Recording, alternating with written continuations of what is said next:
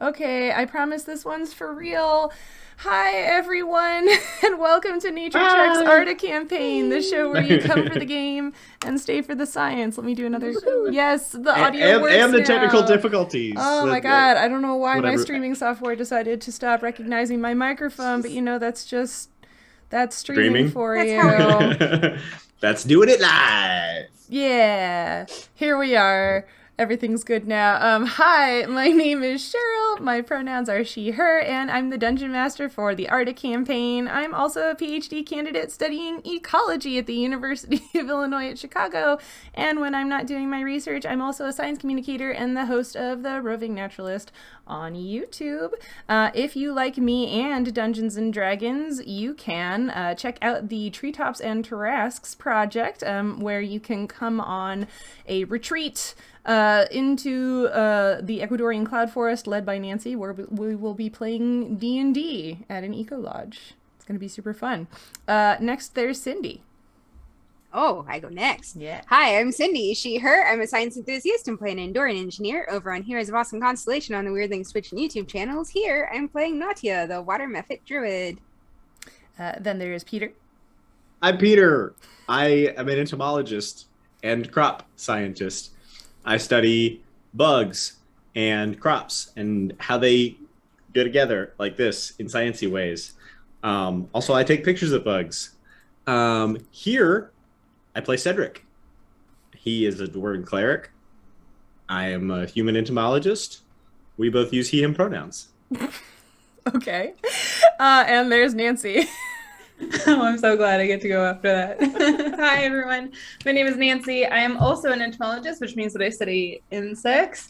And I live in Quito, Ecuador, where my main job is as a tour guide. So I bring you around all the beautiful places in Ecuador, like the Amazon and the cloud forest for that D&D retreat. So that way I can show you all of the amazing bugs. I play an Aasimar rogue here on Nature Check. Her name is Kay, and our pronouns are she, her. Excellent. You all know that you can hang out with us in the chat, use your channel points to help the PCs or create chaos, and you can check the reference section down below for the social media handles for the whole Nature Check cast, as well as a link to our Discord and our updated streaming schedule. You also know that you can find the video recordings of our games on our YouTube channel and the audio versions on all podcast platforms. And if anyone out there in audience land is thinking about going to Gen Con in Indianapolis at the beginning of August this year, I will be there. And I might be cosplaying an NPC that we all know and love. So yeah, check that out. And with all of the announcements out of the way, we'll roll the intro and we'll be right back. Bye.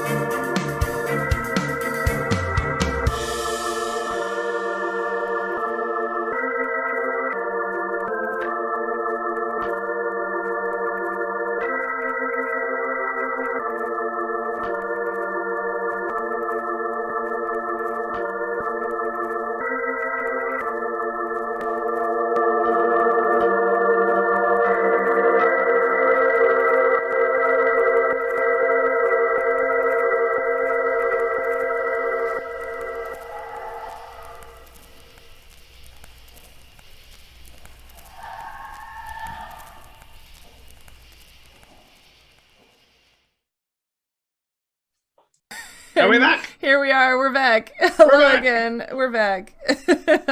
Love the intro so much. Alrighty. I didn't close the tab that I need this time.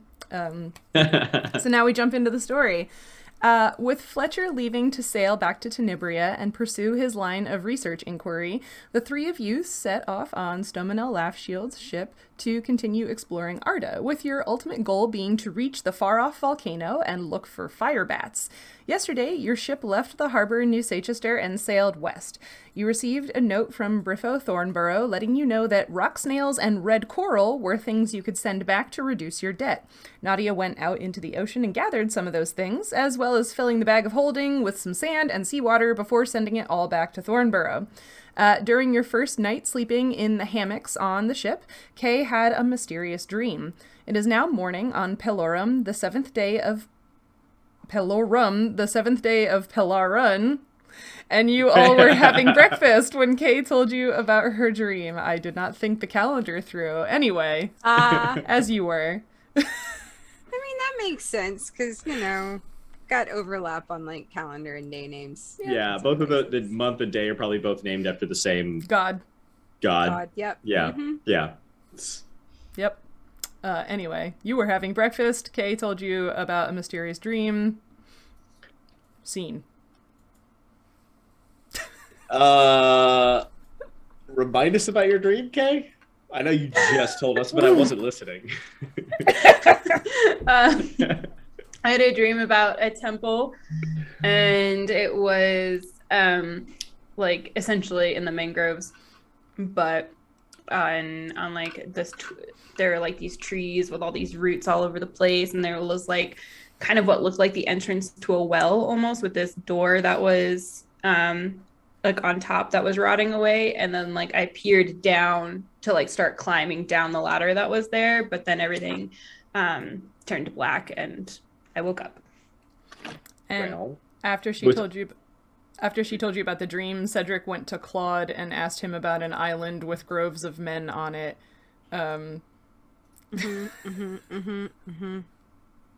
Valid joke. Yeah. Good on Cedric. And so Claude was like, yes, that's the next island that the island that we'll be navigating past at the southern end of the archipelago. And so I guess you were trying to figure out how you were going to get to the island. Do we need to do something to get to the island? Can they just sail us over there? So Claude had explained to you that the water is fairly shallow around that island, so he can get you kind of close with the big boat and then park it, drop anchor, but that you would have to find some way to get through the shallow water. So whether that's a rowboat or swimming. Another rowboat. Another rowboat. Hopefully we don't lose this one. Rowboats and doors are two nemesis. I mean. Yeah, that's great. Are they going to charge us for this rowboat, or? Who are you asking? Claude. They should, after what we did to it last time. I mean, technically, we didn't do anything to it. Something else stole it and replaced it. I'm fairly certain. I don't think it just turned into a creature. I mean, I've never heard of that happening before. I am not in charge of making those sorts of decisions. That is a captain question. I'm just steering. We could have someone just drop us off, because the ship is going to wait for us, right? Because it shouldn't take that long. We can wait for you. That is a thing. Please so we can just what otherwise we'd just be out on an abandoned island with no way to go back. So we could just have someone drop us off, and then we could have some sort of signal, like a flare or a fire or something, and then that would let them know to come get us. Or Nautia could fly back to the ship and just be like, poke, poke, go get my friends, because it worked so well last time. Yeah, that sounds like a really good plan, actually. I'd like that a lot. Yeah, I don't have any, shoot fire up into the air spells or anything like that, so having a person do it. It's not that far, right? Yeah. Not that far. Or if worst comes to worst, we can just hand Nautia a lantern. She can fly up in the sky really high and wave it around like a crazy person. Okay. Yeah. Set something on fire and let her wave it. So, do we talk to Captain Lapshield about the whole plan to head that way? I would. I mean, I'll start steering to be in a good place to park the ship, but you should let her know what your plan is, yes. Where is she right now? He sort of looks around the deck, and she doesn't appear to be up here, so he's like, she might be, at her desk. eating breakfast. That would be my best guess if she's not up here. I'll go talk to her. Okay. All right. I do that. Okay. So you go to Stomanel's quarters, and she is indeed sitting at her desk, she's eating breakfast with one hand and reading a book with the other hand. Is the door open? It's like slightly ajar, yeah. Okay, I say knock, knock as I push the door open. She like looks and up also knock on it. Yeah. She looks up with her spoon like halfway to her mouth and the book in her hand and is like, hello. We magic reasons, we want to head to this mangrove island that Claude told us about. Oh. He didn't say if it had a name, or if he Okay. did say, I've forgotten. But we're just going to take another detour. Okay. Is that all right? You're talking about the big island? Is that the first one we come to? Is that the name of that's the best name that anyone has come up with so the far? Tenebrians named it Tornure Isle. Yes, That's what it says on my map. Tornire Isle. That sounds great. Yeah. We're gonna head there, and then Claude said maybe somebody could like row us out there, and then you guys could wait for us. She sort of like leans with her elbows on the desk and her chin on her hands and is like, That way we wouldn't be like responsible for the boat. Somebody else would just drop us off, and yes. you wouldn't have to trust us with it. Yes, I will. Yes, go tell Sasha that I said she should row you to the island and then bring my boat back. You got it, Captain. Anything Thanks. else? Nope, we're good. Wonderful. Enjoy your book. Bye. Bye. What was that name for the island one more time? Tornure. Tornure Isle. Tornure. Yeah, but that's not what Cedric's going to tell you. Oh. He's going to tell you it's Tornire Isle. That's what the dwarves would have named it. What do the natives call it? Because it was named by question. Tenebria, apparently. No. What a great question. Is that something Nautia would know, or? Let's see. So you haven't been there, right? That wasn't a party spot. No, basically, is that something I would have picked up from the locals? Knowledge local check. I like that you're like, you haven't been there because it wasn't a party spot. Like, It's not. It's just far away. Just It's like, also far away, but it's not. it a party implies Far that away. Nadia's knowledge of the material plane is like exclusively like Clubs. Yeah, like I've been to Burning Man, I've been to Coachella, I have not been to, That was Atlanta. local. Okay, so that's 12. 12. Do you want to use an advantage, or are you good with the 12? Nah. Okay. I figured it was a low chance anyway. You have. Let me grab my map again. Yeah, you've heard it referred to as the Big Island sometimes, but you're not sure if there's like another more official name. Yeah. Which island is it? The big one. I mean, it is the big one. The others are little. I mean, we're treating it like that's an unfair name. Like, isn't that what white people call one of the Hawaiian islands? Yeah, I think so. Yeah. The big one. The big Yeah, one. the big one. that would be us. Yeah. Ugh.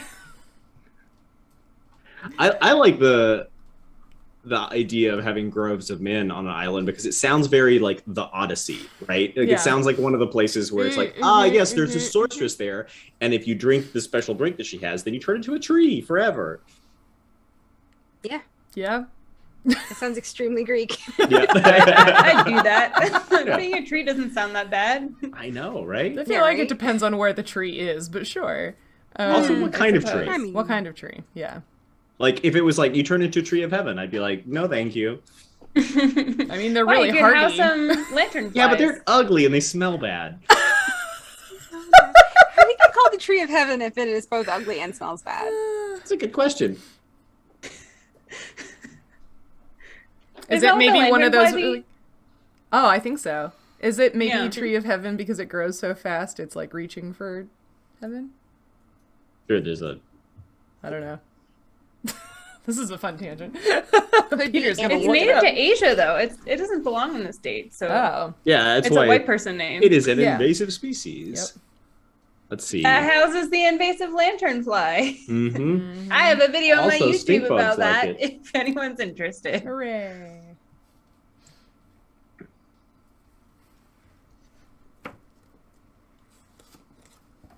It's mentioned in the oldest extant Chinese dictionary and listed in many Chinese medicinal texts for its purported curative property. Roots, leaves, and bark are used in traditional medicine. It's a host plant for the Ailanthus silk moth, a moth involved in alright. silk production. Cool.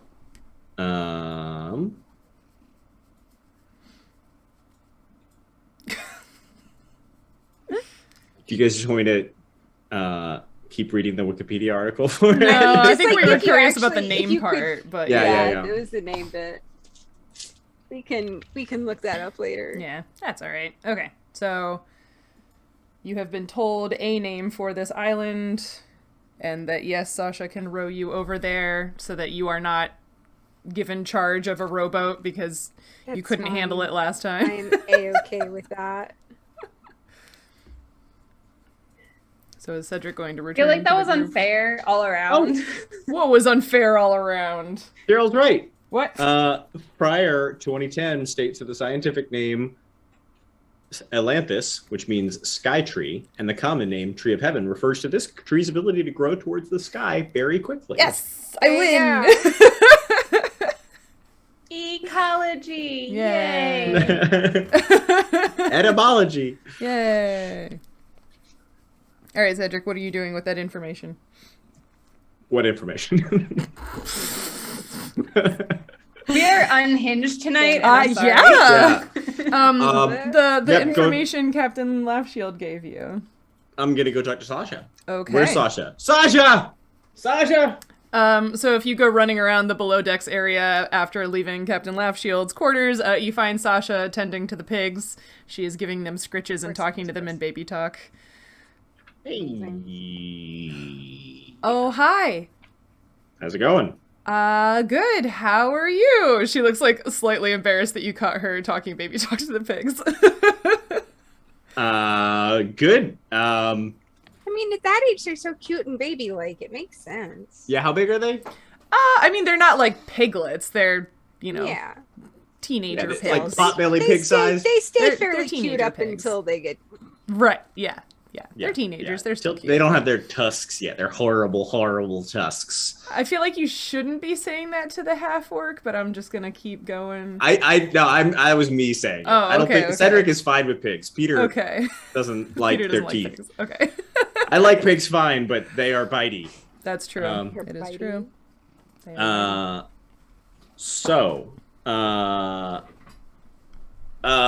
Do you, if they're anything like rats, they really like it if you scratch it inside their ears. inside their ears. I haven't Yeah. tried that.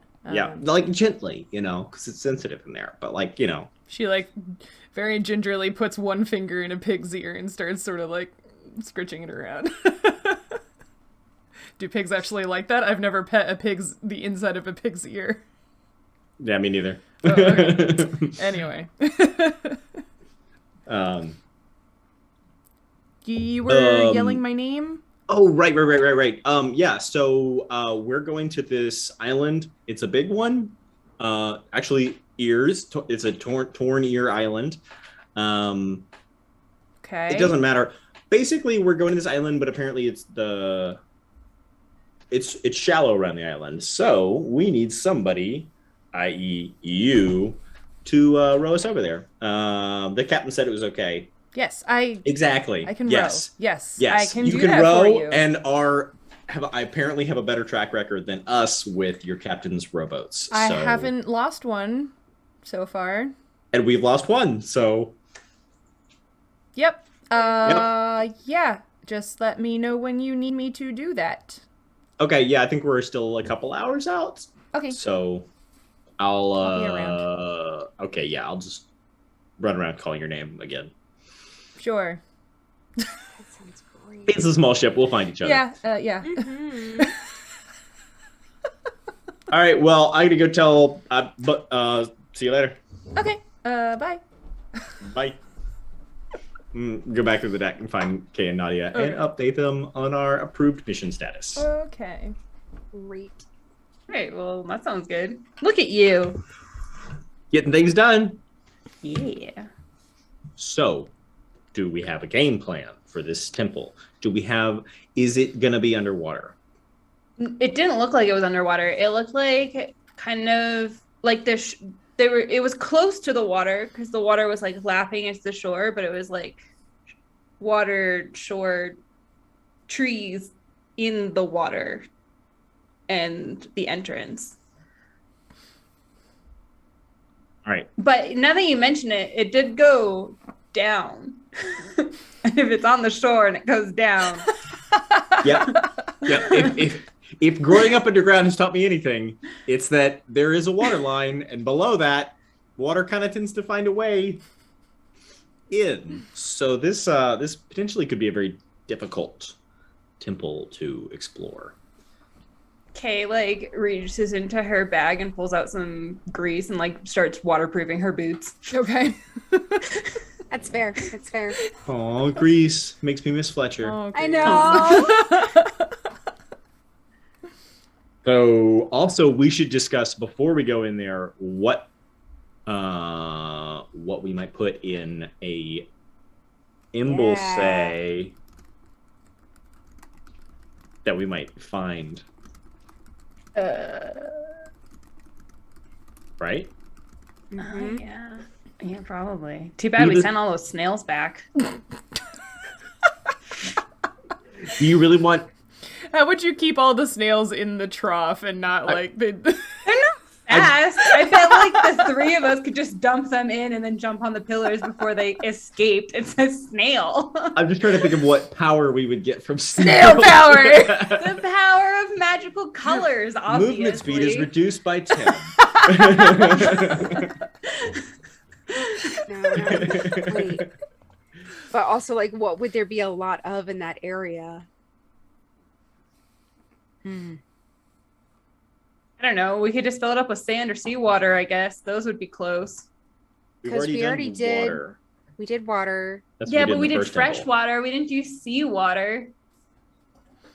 Maybe ocean water will turn us into mermaids. We can go visit our mermaid friend. I would make an awesome mermaid. Yeah, I agree with that. Yeah. I could see it with a little like shark tail. It'd be cute. Ooh, yeah, that would be cool. I like that. Would I have to be kind of facing down all the time though? I feel like that would be awkward. I get a crick in my neck if I had to do that all the time. I'm not really sure how mermaid anatomy works. Maybe it just like rotates to the way that you need it. Oh, that'd be nice. Huh. Just imagining having a tail now. Oh, I bet we could put like maybe like fish in there or something, but that, I mean, we could try fish. How many fish would it take to fill up one of those symbols? I don't know if the fish are A big, lot. not fewer than if they're small. One tuna or many clownfish or... Yeah, see, there you go. Yeah, we just find an invasive species of fish, lionfish. We fill it with lionfish. Yes, I would Or love we just fill to it with watch you seawater catch because seawater has tons of and plankton and stuff in it. Plankton powers. Yeah. Maybe we can photosynthesize. Mm-hmm. I've always Oh, that would be photosynthesize. so cool. Yeah. Right? If all of my freckles could just like be green and full of chloroplasts, that'd be great. There's a book about that. What? Old Man's War. It's a sci-fi novel There- where they get photosynthetic abilities. Spoiler There's alert.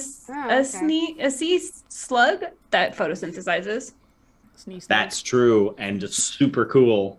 Yeah, it gets like most of its energy from photosynthesis and has like a symbiotic relationship with, well, we think it had a symbiotic relationship with algae, but now just has the chloroplast, I believe. Oh. It's been a while basically since that came. Yeah, my memory is that Symbiotic it and- like eats them and like That's what I Absorbs them. would have Absorbs thought. the Yeah, that they chloroplasts? like they assimilate Yeah. things like that. Yeah, when they maybe. eat them. Yeah. Yeah. I read about it a long time ago. So Oh, yeah. I guess photosynthesis. Those things that you read a long time ago, you filed it away as this is interesting, and then didn't actually file the rest of the information with it. Yeah, pretty much. I'm like, there's a photosynthetic sea slug and chloroplast, which is about as much as.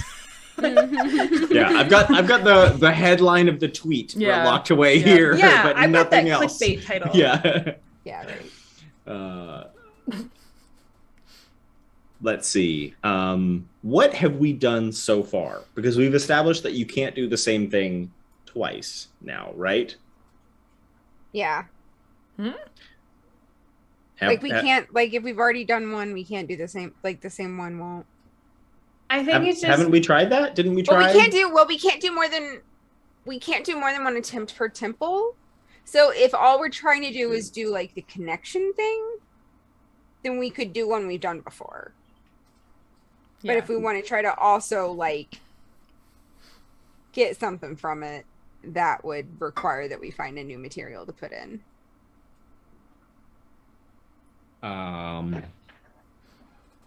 Yeah. Like we could just do water again if we just want to focus on like Kay trying to make the connection. I still argue that seawater is different than fresh water. It has salt in it. If nothing else, we fill up the troughs with salt. Watch, they'll make the same argument months from now when they try to put snow in troughs. It's different. It's cold though. It's cold though. It's cold water. It could be like cold resistance or something. Yeah, I think we're gonna need a lot more information about how these temples work. Yeah. We fill it with plasma. Technically, it's always filled with gas. You know, like. We can just sacrifice an enemy and let them bleed out into the troughs, and then. I think we would need a lot of blood. It's a big trough. So we just have to kill a lot of people. Where are we going to kill people on an island? Where are you having this conversation? I think on the deck. Orpheus was like up on the deck mopping and like hears part of this and starts like mopping away from you. Like, like, do you think that mop water is different than seawater, Kay? I mean, yeah, one has soap in it and one doesn't. Okay, fair enough. All right, maybe we can just put soap in the troughs, and then you won't ever have to take a shower again, and the rest of us will be relieved. And so, DM, for clarity, have we ever tried the same thing twice? Because I thought that we had. I thought that we had tried something once, and it had not worked the second time. I don't think you've tried the same thing twice in different temples. Okay, that's my bad. Yeah, I think you've tried to use the same thing twice in the same temple. Yes, but we I don't definitely think you've did tried that. to use the same thing twice in two different temples. And then what are the things we tried? Because we started that list and then got sidetracked. It was water was the first temple. We did sand. Did not work. Right? We did sand in one of the temples. We tried books and we set them on fire. Right? And that didn't work? It did work. It did work. Okay. Fire. Cedric didn't get the benefit from that one because he wasn't on. Because that was the heat resistance. Right. What did the sand get us? That was the one where you have like a navigating difficult terrain bonus thing. Oh, okay. That's right. Because that was the one that I was like, oh, I already have that. And then I looked up the rules and I did not already have that. So, yay. We also tried plants and berries, which gave us you used a bunch of constitution modifier. Yeah, you used a bunch of medicinal plants and mushrooms to get a constitution that's right. bonus. That's right. But that's all we've done so far, right? 4 temples, 4 offerings. Yep. So we've done water, sand, fire, water, earth, fire, and heart, I'm going to say. We still need to figure out when to fill with air. Get a bunch of puffer fish and throw them in like beach balls. Squeak, squeak, squeak. Because we were going to try feathers, but then we realized that asking the Raptoran people for their feathers was rude at best. Well, what you were told was their feathers are a very personal thing, so... Right. Yeah, they use them for stuff. We could fill it with these trees, these man trees. Yeah, we could do something Like with the cut off a trees. bunch We of could branches. fill We it with, did like, plants driftwood. last time. Driftwood is cool. That's got seawater in it. Yeah, right? maybe that But counts. that's yeah. And if it doesn't work, then we just set it on fire. And we do the fire thing again. Yeah.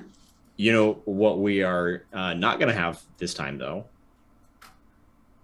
is a fourth person. Oh.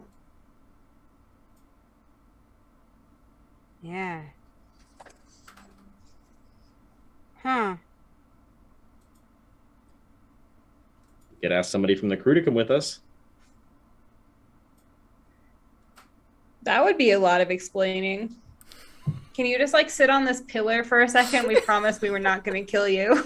Yeah, we think You'll it might probably give you get something magical cool out powers. of it. We're not super sure how it works. Okay, so why don't we go there and like scope it out? And then Yeah. if we need someone, then we will have already like done all the things inside. Mhm. And then when we flag the rowboat back, we can ask whoever comes to like do the thing.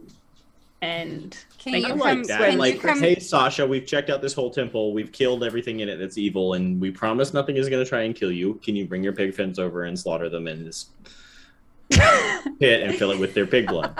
Yeah, something like that, but with driftwood and not murdering anyone. Okay, but hold on. Pigs have a lot of blood in them. We could conceivably try this. I'm not gonna kill her pig. She loves those damn things. I am absolutely not asking her to kill her pet. I mean, they're gonna have to die eventually. They're pigs. We But, could kill okay. you instead. You're like a pig, and You you've already could, but died then once. who would stand on the pedestal? I don't know. Pigs. Does it count You if put you the pigs on the dead pedestals. corpse? You put the pigs on the pedestal and give them the gift of whatever. All right, fair enough.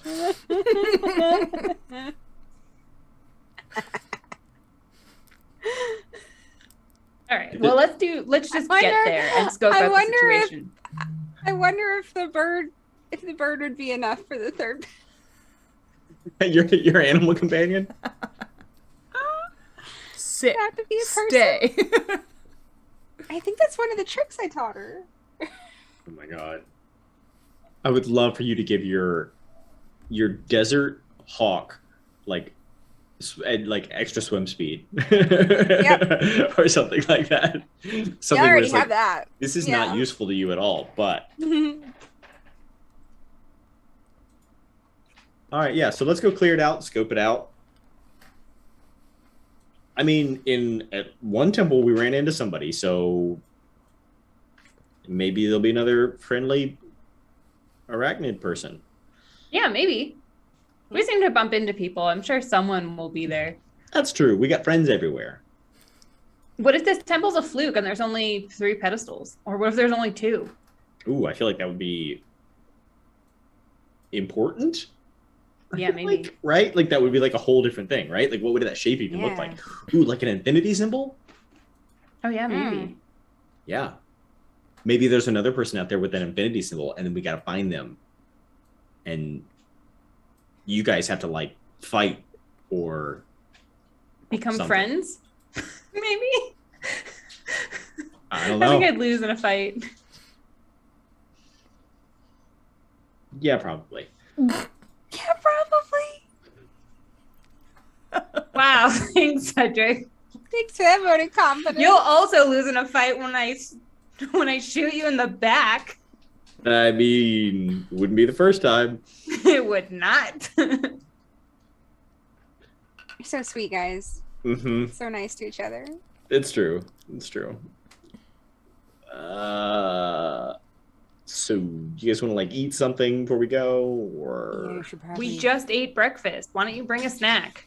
okay, fine. I'm gonna bring a snack. All right. You guys want me to bring you something, or are you good? I can put it in my bag of holding. Oh, okay. A snack might be good. Yeah. Everything that I've taken out of there since yesterday has tasted very salty, though. I will just warn you. It's. Sorry. I think maybe just Not taking it out of sorry. water must have impregnated the whole leather. Is it leather? I'm picturing it as They're made leather. out of. Yeah, Okay, it's pretty salty. Yeah. Anyways. Mm-hmm. Hey, Claude, how far away are we? Oh my goodness. He's like, you can go up to the edge of the bow and look, but we should be getting close to being able to see it, I think. That was quick. Good job. I mean, You're good at your job. We appreciate you. we were headed that direction anyway. Sure, thanks.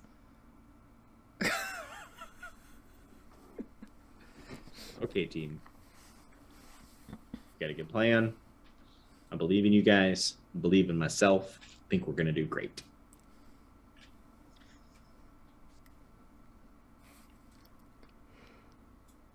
That's all I had. Okay. Is anybody going to look? Alright. Are you doing anything?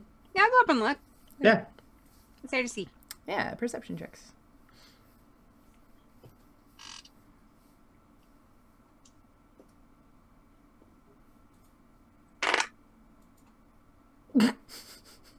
$14. 14. My 21. quiz is 6. What was but that? My perception is very high. 21. 21. Okay. So Nautia, you notice, because this is a thing you care about, it's still kind of like drizzling, dripping, spitting rain. Like it's that kind of rain where it's like just sort of like a mist, you know? But yeah, it's been overcast and rainy for the past couple of days now. And so today is similar. It's not a super nice day or anything, but Nautia probably likes it because it's, you know, the air is full of water. Cedric, you Yeah, can... Nadia's just like, Yeah. Cedric, you can, if you like lean over the railing, you can start to see sort of like a uneven kind of dark-ish shape low against the horizon of the water. I think that's it. I think right there. See that dark bit? Kay is not outside because it's rainy and gross. Okay. Well, I'm gonna go take a nap. Nadia, you staying out here? yeah, I think Nadia's going to just hang out because it's nice. Why don't you wake me up when we get there? Okay. So it takes you maybe another like hour and a half of sailing, and then Captain Laughshield is on deck giving orders, and the crew sort of like pulls down sails and things to make the boat slow down, and they drop the anchor. And she sort of like looks around on deck and only sees you, Nadia, I guess, and is like, y'all wanted to get off? Oh, yeah. I'll go get him. And she runs down it. Okay. Hey, guys, we're here. Oh, that yes, was Sasha. Let Sasha know. You can find her by just yelling her name really loud.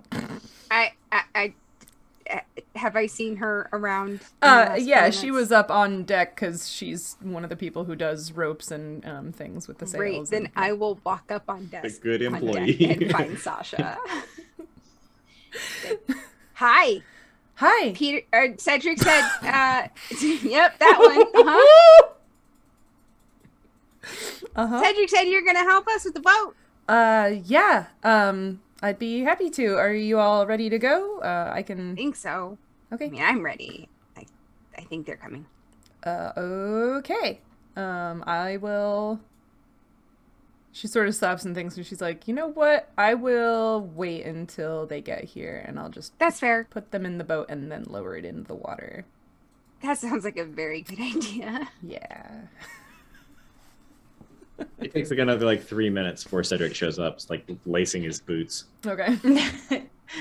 Kay as he Somewhere walks. around the Literally shows up. minute and a half mark, Nadia would go like, "Hey, you said we're are you ready?" I'm coming. Yeah. I'm coming. It takes a Okay. minute. All right. You get a lot of stuff. Kay like throws up her hood and looks particularly miserable at the You're weather. not popping your umbrella? Not yet, but it's in her pocket. Oh, okay. It's like, yeah. All right. So do you all come back on deck? Yes. And All get right. in the boat. Yeah, so Sasha's like gestures to the rowboat that's sort of like, you know, attached to the side and is like, why don't y'all climb in and I'll lower it down and then I'll climb down and get in and row. That'll probably be simpler. You're the boss. Okay. You're the expert. Sure. So you can get in and get situated, and then she sort of like unloops the ropes and lowers it down on a pulley system, and then she sort of like climbs down a little bit of, like holding onto a rope and bracing her feet against the side of the ship, and manages to get into the boat with you and grabs the oars and is like, so we're going to, and she gestures, you can see the island is maybe like 300 yards from you. We're going there. Is that okie dokie? Yeah. I'm actually gonna fly up and go kind of get a better look at it to see if I can spot like the weird trees or anything that looks like an especially good place to put in, so I can kind of direct her. Okay. Kay like kind of gives her more details of what the weird like well thing looks like, in case she can spot that too. Okay. So Sasha will begin rowing, and Nautia, you're gonna fly past them towards the island. Yeah, perception. Hey, that's better. 23. Okay, yeah, so you definitely see the weird trees that Kay described, these mangroves with the like branching roots that are sort of sticking like fingers into the sand and stuff. They're pretty dense. Like you can tell that like the vegetation kind of changes the farther in you look, so it looks like there's sort of like this thick band of mangroves, and then maybe different kinds of vegetation as there's more of the like not water drenched land of the island, and the mangroves are very thick, so it's sort of hard to see like in them, through them, so you don't really get a view of this structure thing that Kay described to you, but you do see a spot that might be convenient to sort of park the boat. There's a little bit of like a little sandbar by the mangroves that you could like stop the boat against, and everybody could get out and not be in like super deep water anymore. Yeah. Then I will direct her toward that. Okie dokie. So it takes a little bit of rowing for her to get you all the way to that, but eventually you do. The edge of the rowboat sort of grinds up against the sandbar, and she's like, wow, those are weird. Yeah, I guess we're here. This is what you wanted. This is the thing, the place. Yeah. Okay. You can just drop us off here. And just go back to the boat? Yeah, we'll send a signal. It might be Nautia. It might be Nautia with the lantern over here, but we'll let you guys know when we're ready to go back. Okay. Okay. Is there like should I be concerned if you don't say something in like I don't know how this works. I'm going to anticipate it's going to take 6 hours, but I wouldn't worry before 12. And then after 24, we're probably dead. What time of day is it now? Let's see. You had breakfast. You did some stuff. It took like an hour and a half of sailing. So yeah, it's like, late morning, pushing closer to lunchtime. Yeah, if you don't hear from us before tomorrow morning, I think there's a problem. Okay. I expect that we will be into the evening, though. Okay. This evening, not tomorrow evening. Yeah, I'll just put this out here. Like noon tomorrow, if you guys want to come also explore the temple, if you find us alive, we would pay you for that. Okay. Just throwing it out there. It's up to you guys. No pressure. Where is this temple thing? Come explore a temple and find you alive? Yeah, that's the whole point, was we're trying to find it. It's going to be a hole in the ground. Come find you in a hole in the ground. Okay. And she pushes the rowboat off of the sandbar and starts rowing away. But because she's rowing, she's facing you still, and she's like, bye. Hi. Good We luck. appreciate all your hard work, and also that you're going to keep an eye out for us. Yep. I'll see you soon. All right. Yep. What Like could we said, possibly go wrong? Probably tonight. Why are we like this with everyone we meet? Just the layers of awkwardness there were deeply impressive. All right. All So right. She like secretly All of hopes that she comes back and finds our corpses, so she doesn't have to talk to us anymore. Yeah. An entire exchange just happened. Okay, so you are on this little like bit of sand, and it looks like basically you can walk along this, and then you'll sort of be in a few inches of water, maybe as you walk through the mangroves, like what Kay had seen in her dream. But you are here for all intents and purposes. My boots are already wet. I'm just. You should have greased them up. That would have been a really good idea. Yeah. You watched me do it. I thought you had your own grease. I don't. I'm gonna. I would have lent you some. You could have asked. Hey, you should write down in your book to remind me to get grease next time we go to town. I don't have anything to write with. Kay pulls out her book and flips to the back and writes things Kay needs to remind Cedric of. 1, get grease in town. Love it. I just love the like promise of there will be more for Yeah. them. Yeah. So, we pick in a direction. Do you feel like it was pretty close to the shore, or should we head inland? It felt pretty close to shore. It was definitely like in these trees, and like the water was lapping at my feet. So it doesn't. I mean, it should. I mean, how big is this island? Can we like just walk around the whole damn thing? It's pretty big, isn't it? It's called the Big Island, GM. How big is it? Give me, as you're sort of like looking around and thinking about this, give me perception checks to sort of like get. Give the me lay a of the cartography land. check. Yeah. Can say like on the map it looks like it's bigger than New Seychester, so 18 for me. 18. It's because of the scale of the map. Isn't that how maps work? All the places look like they're weird sizes. 21. 21. Yeah, this is a Mercator projection. Okay. That's a cute little bag of dice you got there. Thanks. This was a bag of earrings. So then I took the earrings out and made it a dice bag so I don't lose them. Excellent. I got a whatever 18 plus 7 is. Okay. I'm really struggling today. So as you are all sort of like looking around, and yes, like, you know, if you'd taken a look at a map at some point, you know, this is, I don't know, they have rough estimates for these things, but again, this area has not been very well charted yet. So you get the impression it's kind of large. But all of you, as you're looking around, notice some rustling in branches kind of overhead in front of you a bit, and you can see some sort of small figure crouched in the branches. This is very reminiscent of when you met Nautia.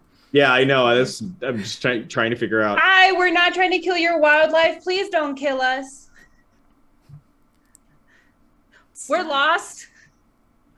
Well, we're not really lost. We kind of know where we are, but I mean, we could know where use we guidance. are, but we don't know where we're going. Well, we do kind of know where we're going, but we don't know how to get there. Yeah, that's a better statement. Can you not kill us and or give us directions? Safe? Friendly? Safe?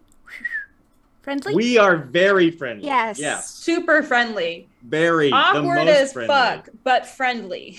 Somebody give me a diplomacy check.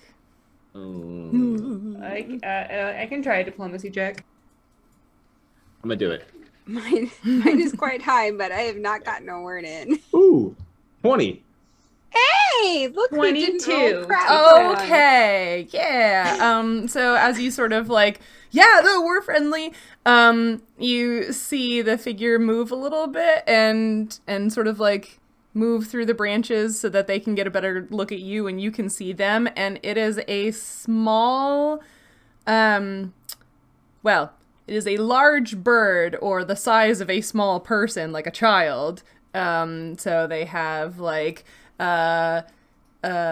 glossy black beak and shiny black eyes, and yellow feathers on like their tummy area, and like glossy like blue-green teal feathers on their back and wings. And they have these sort of like claws on the tips of their wings that they're using to sort of like hold onto a branch, and then also like bird feet that they are using to hold onto a branch, and they sort of are peering down at all of you and... Need help? You need help? Yeah. Yeah, we're looking for something. Yeah, if you're offering. What are you looking for? A hole in the ground? Did it have that symbol on it? Okay, did you see that? No, I didn't see that. It literally just looked like saw... a kind of like a wall thing with a rotting door on top. It's just like a big stone circle.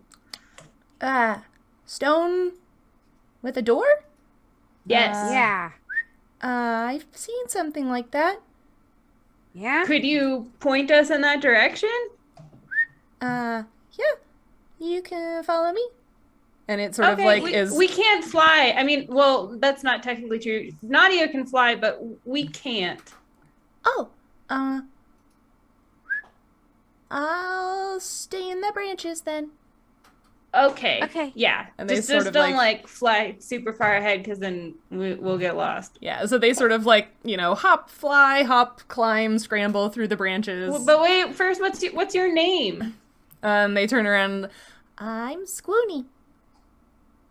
Nice to meet you. Sqooni. I'm Kay. This is Cedric, and that's Nautia. Hi. I don't know if the whistles are coming through. I'm not very good at whistling. They are. Okay. Yeah. They're wonderful. So wait, sorry, is that with a W or with a Q? Sqooni.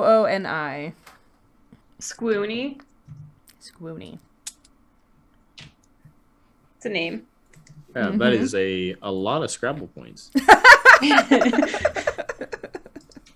Okay, cool. Does Sqooni seem on the up and up? The way you're playing them, it sounds like they are, but Sense motive check. yes, just want The way you're playing them, acting. yeah, You've been fooled before, bamboozled even. that is an 18. An 18. Yeah, you're getting the impression this creature person is a child, maybe kind of on the shy side, but you were very gregariously friendly, and so they were a little more interested in you. So yeah, like they're a little shy, but yeah, they seem to be being nice and honest. Good. All right. Cool. All right. Time to head out. Okay. Yeah, so you follow Sqooni, and like they're obviously they spend a lot of time playing in the mangroves because they move pretty fast through the branches, but like every once in a while you can see they sort of like remember that they're leading somebody, and so they'll like stop and like turn around, and you can see like the shiny eyes like looking at you to make sure you're still following. Hey, is like I think sort of anytime they start like out of the mud. Yeah. I think anytime I notice that there's a particularly large gap forming, I'll kind of hold on, just because I'm used to having to do the same thing. I just imagine Kay like tripping over things and getting stuck in the mud a lot, and so every time they stop, like Kay is like tangled in something, or like her boot is stuck. It is hard to walk through mangroves. It is, having done it many times. There's lots of things to knock your knees on, and your boots get scorped in the mud, and yeah. Yeah, I feel like Cedric's just like up to his waist and just like wading through the mud, just like forcing his, like it's just like. And you can see that I think Nautia maybe tried to walk for a little bit and then was just like, I have a better way. Yeah. I'm using it. I'm sorry, guys. And you can see that like even though the water is pretty shallow in most of the areas, although like since Sqooni's in the branches, they don't necessarily lead you through the most dry path, you can see that there are like little fishes and things living in the water even in this shallow bit. They're all very small, but yeah, you can see that there's lots of life in the water around the mangrove roots. And there should be lots of crabs on the roots too. Yeah, there are lots of there's crabs. Like specialized here in Ecuador, at least, there's specialized crabs that are like designed to be able to climb trees and stuff. It's cool. There's crabs and snails and insects of all kinds. Yeah, and you can hear birds of, you know, like songs and chips of other birds in the branches too. So yeah. But are there ibises? Sure. And egrets and cormorants. Sure. Well, it's a little That's hard what for you see you in to... our mangroves. Yeah, it's a little hard to see a lot of them because like the leaves above you, your heads are pretty thick. So, and a lot of those would be like perching on like the tops of stuff. But yeah, maybe as you were coming in, you probably saw some. How tall are these mangroves? Are they like Florida-sized mangroves? Yeah, you asked that last time because you said that the ones in Ecuador are like super duper tall. Yeah. These are like Florida-sized ones. So yeah, Okay. it's kind of like a dense tangle that's like over your heads, but not like woo way up there. Yeah. Yeah.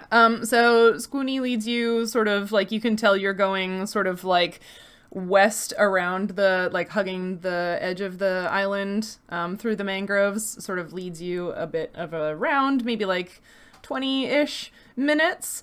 And then you can hear them, they sort of like, make a different, like more excited whistle and, point down, with one of these like wing claw things. And you can see a little ahead of them is what looks like that stone structure with the wooden door on top that you saw in your dream. Wow, That nailed what it. you're looking for?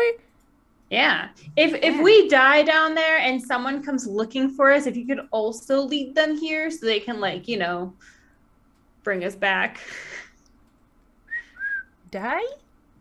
I mean, it's not likely. We've been to a couple of these before. Like, we may just be down there for a little while. If someone comes looking for us, like, we know someone may come looking for us, and, like, it's okay if you show them where we went. Because they're nice people, too. Okay. We'll be fine, I'm sure. Yeah, we'll be fine. We'll be fine. Don't worry about us. Okay. But thank you for your help. Is there super anything? appreciate your help. Yeah, thank you. We can offer you. Do you think you would like as payment? Any fun toys? What do you consider a toy? Oh, lots of things. Nadia's gonna go digging through her bag. Yeah, babe. I cannot think of anything she would have in there that would be especially entertaining, other than like maybe some nuts and rocks that look different than the nuts and rocks here. I have a flint and steel. But I feel a child match. I feel like I cannot give a child the ability to make fire, even if they live in a freaking jungle of water. It's by the ocean. What's the worst that happens? Yeah, they burn down one tree. Uh-oh.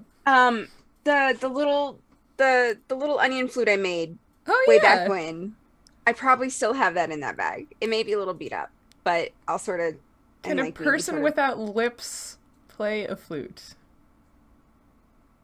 Because it's not a flute, because it's a kazoo. You just have to hum into it. Oh. Well, like, but I guess what I'm saying is, like, can you make do you have to make a seal around a kazoo in order for it to work? Because, like, a beak can't make a seal.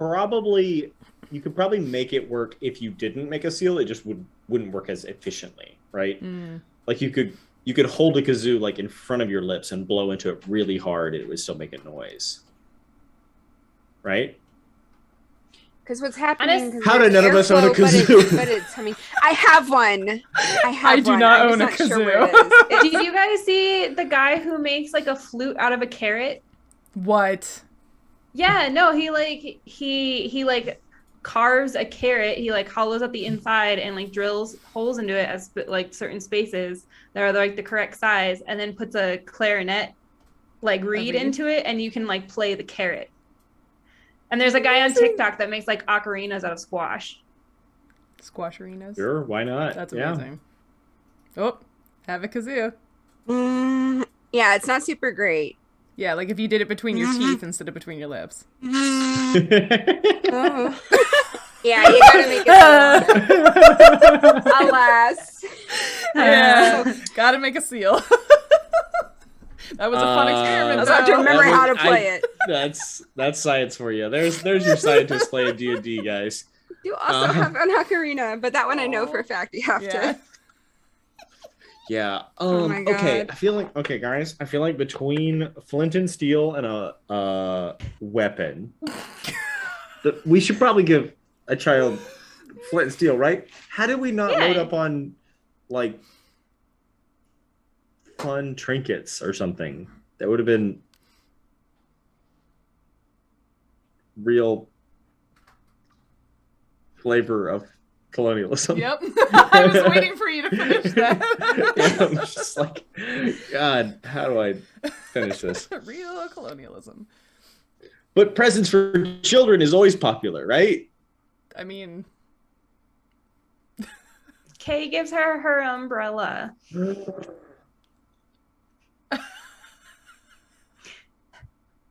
Adorable. Look at if you just like push this button here, it goes, and then you don't get rained on. ooh. And they like sort of like creep down a little lower in the branches and like hold out their wing claw to take it. Yeah, Kay hands it over. And they hold it. Take good care of it. And they press the button and it pops open and they're like, yeah, and then you can just like smash it back down again. You know, if you use that like wing claw of yours and like group it together and then they're sort of figuring it out. Thank you. Amazing. you can also use it for the sun as well. Like if it's hot outside and you like don't want to get press hot. the button again and sort of start to like try to like shove it up through the branches as they climb. Thank you. Don't tell your parents where you got it.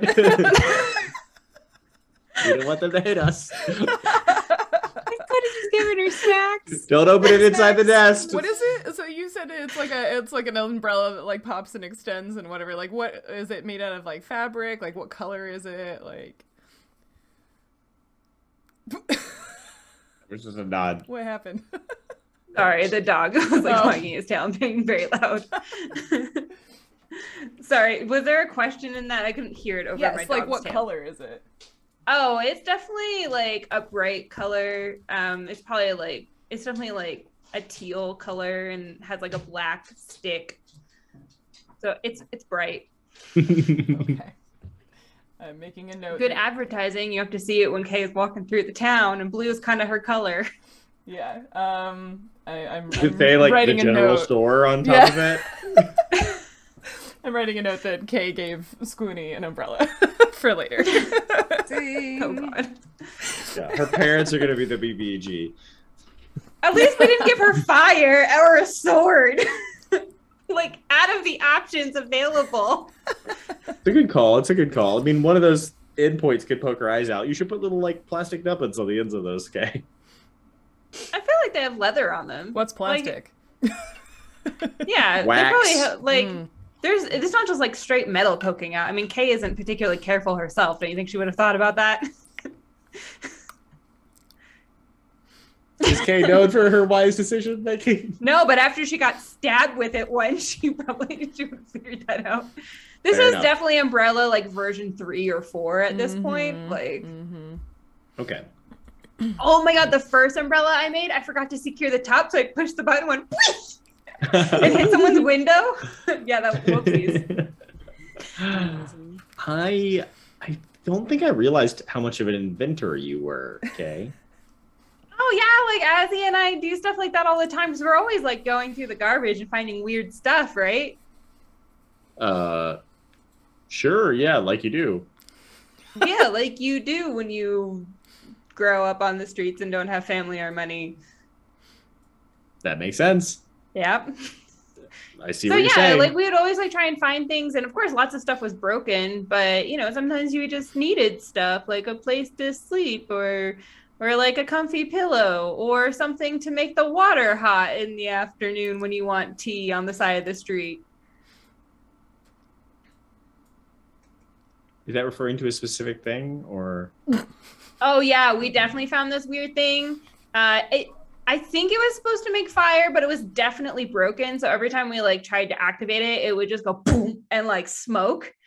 But we realized that it still got hot anyway. So as he messed with it and it just kind of like got hot and on, it worked for a while, but one day it actually exploded and that was, yeah.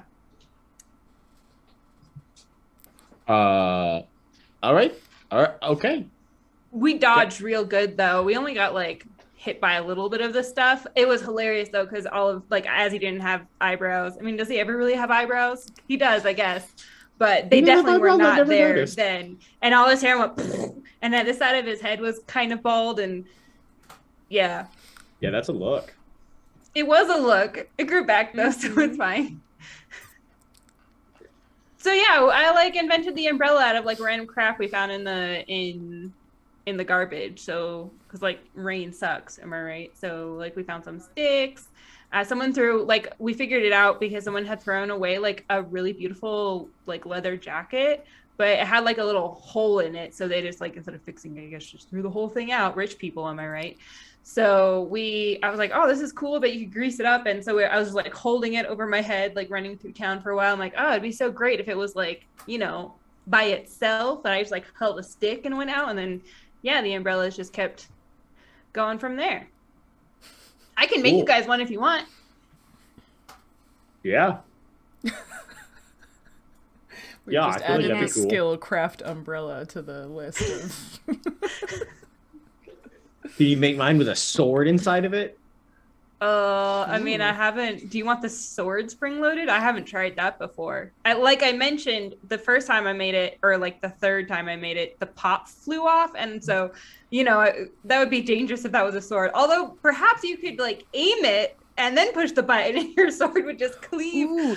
Oh It's like my a God. sword with a shield on it, and you like shoot the shield and then... Yes. Oh my God, that is such a good idea. Oh my God, we could put poison darts in the top of the umbrella, and then we click the button again, it shoots darts out of it. You are so smart. Kay like pulls out her notebook and starts like designing a poison dart umbrella. Look at, and like here, so like if you like this button, you know, you would like push the thing up, but then like this button here would also act, but it would only work when the umbrella was already open.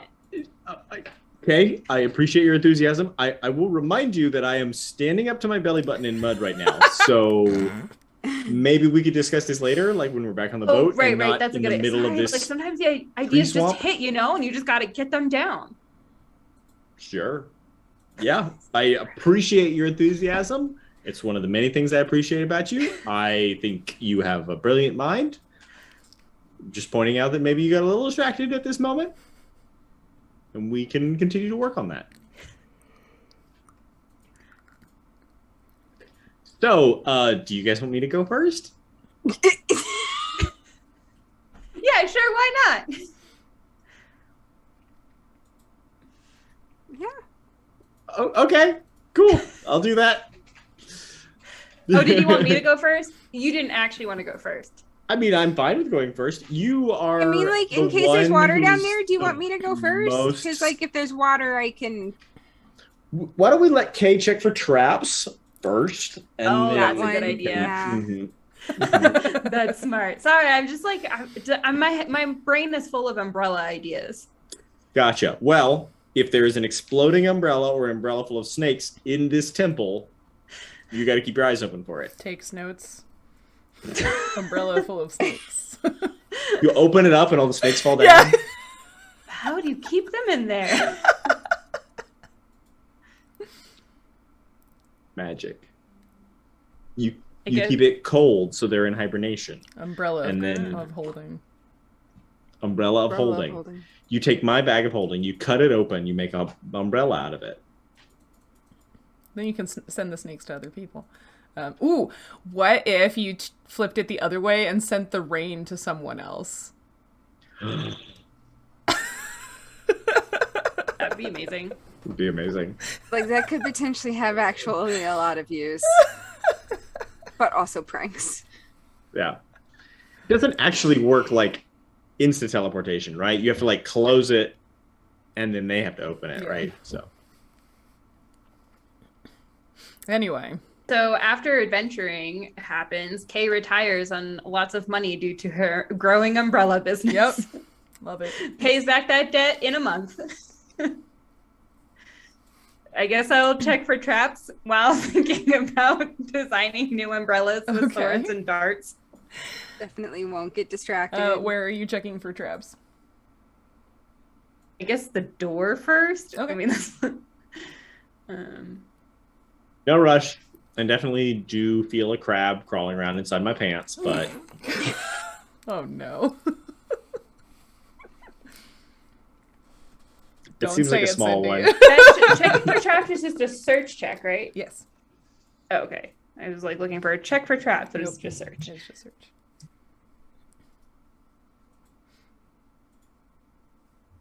I got a natural 20, and my search is a 9, so I got a 29. Okay. That's what I wanted to hear. The door is exactly like it was in your dream, Kay. It's this sort of like beat up, like old wooden trapdoor type thing, slimy, covered in algae and stuff, and it does not appear to be trapped or locked. She opens it. You open it. It feels just like it did in the dream, and if you look down, you can see the stone shaft with the little notches cut in the side like a ladder, just like you saw in your dream. I don't know. Looks like it checks, guys. All right. Do we want to bring anything with us as far as running around and collecting a bunch of driftwood? You want me to stick my bag underwater and fill it with seawater right now? We could. I mean, we could come back out to. Yeah. I feel like we could come back out. Okay. Sounds good. I guess we could. Yeah, because we don't want to be carrying around a ton of driftwood if there's something down there, you know? Like, what are you going to do? But Smack if it it's in in the the face? bag. Because if he puts it in the bag, then he can carry like a whole bunch of it with him, and it's not like a big deal, That is true. right? Mhm. How do bag of holdings work? Are they, like, heavy? It's a if you pocket shove it? dimension. It weighs 15 pounds no matter what I put in it. Oh, okay. Even if it's Un- empty, it weighs 15 pounds? I think so, yeah. I feel like it's Okay. one of those bags, yeah. So it's a heavy bag. And anything can be held within it that can fit through the opening, as long as it doesn't exceed the weight limit of what the bag is capable of holding. I don't know. I say we just go down there and scope it out first. Okay. Yeah. Like maybe something down there will give us an idea. Hey, Sounds good. Wing it. That's our style. it's our style. We come up with all these great plans and then just... So we're just doing away with the plan part now. Okay. Cool. Yeah. All right. Appreciate your enthusiasm. I guess Kate goes down first because she, like, checked to see if the door was trapped. Mhm. Can she check for traps on the stairs, I guess? Yeah. On the way down where, like, the notches? Wouldn't be the first trap stairwell or ladder we've gone down. Yeah, right? They're learning. 22. The stairs do not appear to be, or the ladder does not appear to be trapped. Is it slippery? Yeah, it feels like Okay. damp stone, but like, yeah, like oh, be careful, it's slippery, not, there's a trap, yeah. Okay. Ah, looks good, guys. And she just, like, climbs down. Mm-hmm. While you're climbing, you might want to hop onto Roll20 so you can see the temple. I'm already there. Already on As is it. revealed. Hey. I was doing like half of my rolling on Roll20. Oh, well, there you go. And then I will switch you over to the thingy. And now you should be able to see it. No. I see a You see yourselves tiny room. standing in a tiny there we are. space. Oh, wise and omniscient GM. Yes. I'm going to ask the question that I know you a love dark to vision answer. question? No, it's not a dark vision question. Okay. It is a stonework question, your other Yes. favorite question. Oh, good. Okay. Yeah. So, as we're climbing down, I'm kind of like looking at the ladder as I'm climbing down. Like, does the construction in this tunnel look, or this ladder look similar to the other tunnels or the other temples? Like, is there a consistent like style through all of them, or are they all like in different? What kind of check do you want to do to think about that? Is you have like, what is your stone? I have like stone cunning, but it's like it does appraise checks. Well, you have craft stone and metal, right? Yes. Yeah, let's use that. It's just like a knowledge of that stuff. Yeah. Can I use my artisan's tools for this check? I mean, you're not creating anything. This is just like a one then craft. that Cedric is just a- tapping on the wall Yeah. with his hammer. Yeah. Pulls out like a little chisel, licks the rock. Ooh.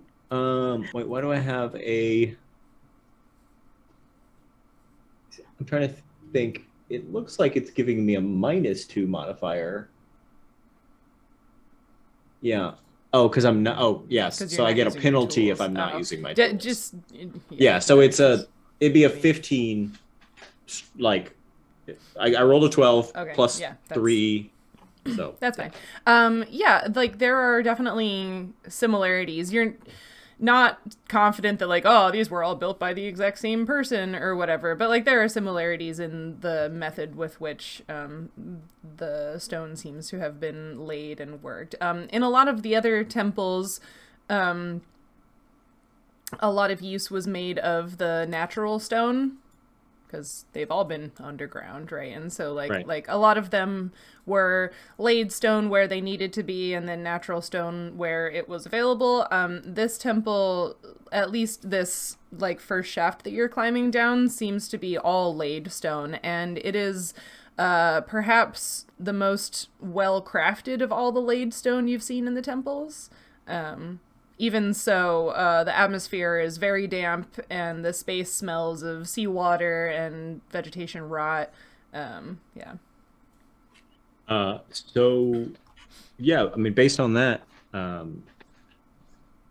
guys, I've been thinking about this, and I'm fairly certain that based on the similarities in construction of the different temples and the similarities in style of the construction of the different temples, we can say that one group of peoples built all of these different temples. Like, they're not like independently constructed. At least I don't think these styles would transition, like if you had people who were not connected and then like the gods appeared to them and were like, hey, you should build a temple and it looks like this, I don't think they would look this similar.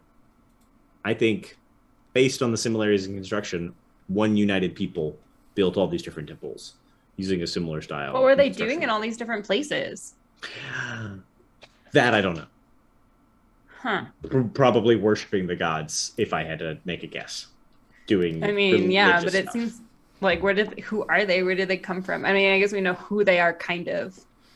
I just had one theory. That doesn't mean I have answers to any of the other questions. This is my one factoid that I have. Also, I have one other factoid. Whoever it was, they knew what they were doing, because this temple should be full of water, and it is not. So that means it is. Did you compliment the stonework of someone who wasn't a dwarf? Well, they could have been dwarves. We don't know that they weren't dwarves, or some of them could have been dwarves. I'm just saying. But then they would have been dwarves not worshiping the right god.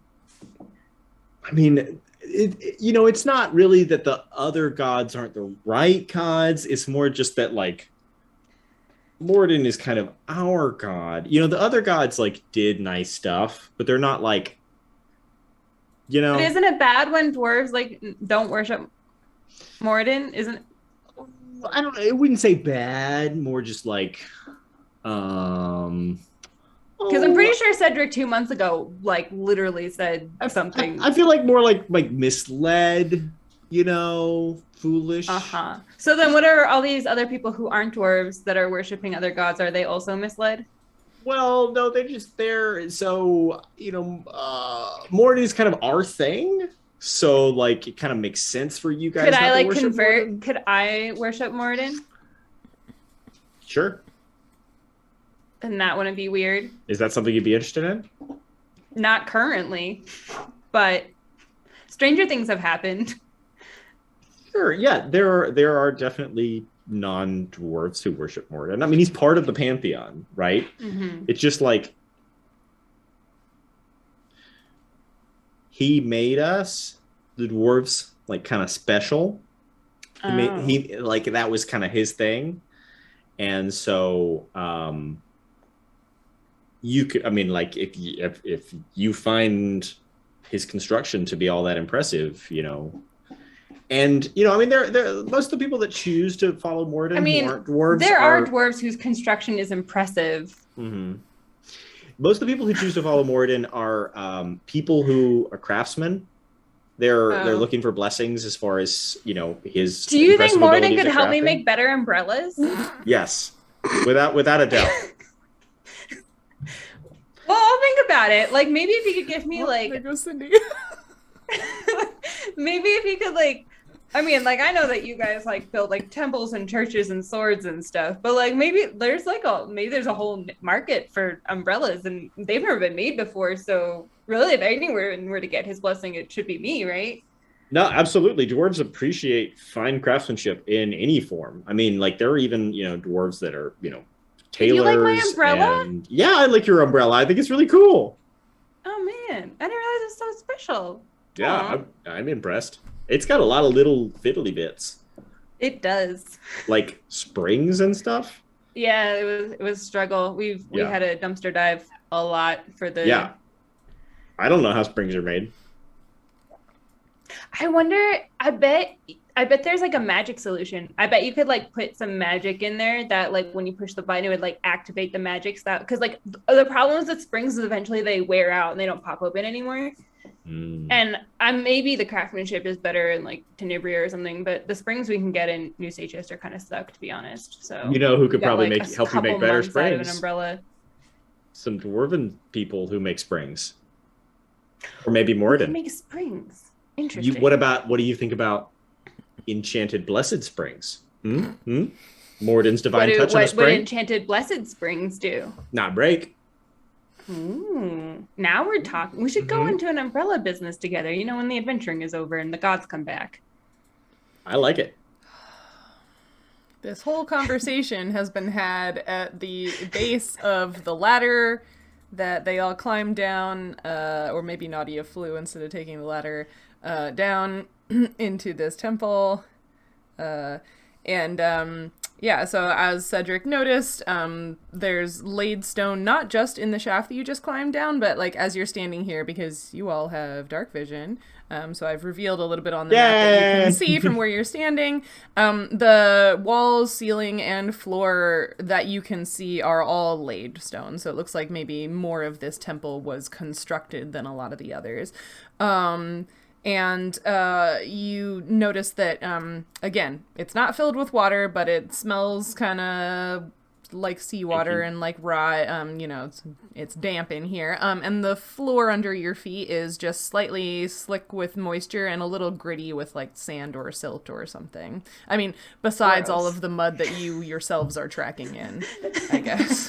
Cedric self-consciously kind of like wipes his boots just hearing about all this is giving me all sorts of sensory emotion. Right? Yeah, exactly. It's a space. But since you've now made it into the temple and had this great umbrella revelation, let's go on our halfway break, and we'll come back in a few minutes to actually start exploring the temple. So yeah, thanks for everyone who's been hanging out, and we will see you real soon. Bye. We're back. Hello. We're back. Hello. We're talking about putting earrings in the microwave.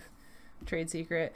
So you all have descended the ladder, cut into the stone walls of this shaft that you discovered in the mangroves on the beach, and then had a conversation about umbrella construction while standing in the unlit, dark, dank, kind of damp atmosphere of what you presume to be another temple. So while they were having that conversation, yes, I think Nautia would have sort of taken a little side tangent at the point at which Peter was talking about the construction of it, and they were like, it had to be one group of people, and she would have been trying to think back if she had ever heard anything about there being like a sort of cohesive civilization anywhere on the continent before. What do you mean by cohesive civilization? Just like a single group of people that might have been like established enough to build these temples. Like, does she remember anything about like the ancient Ardan Empire, as opposed to the separate groups that she's familiar with now? Knowledge history or knowledge local?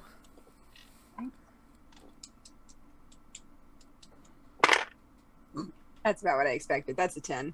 Okay, you are not familiar with anything like that? You know there are lots of different kinds of people, and you've met with these people, lots of different kinds of people, but you're not, familiar with anything specific.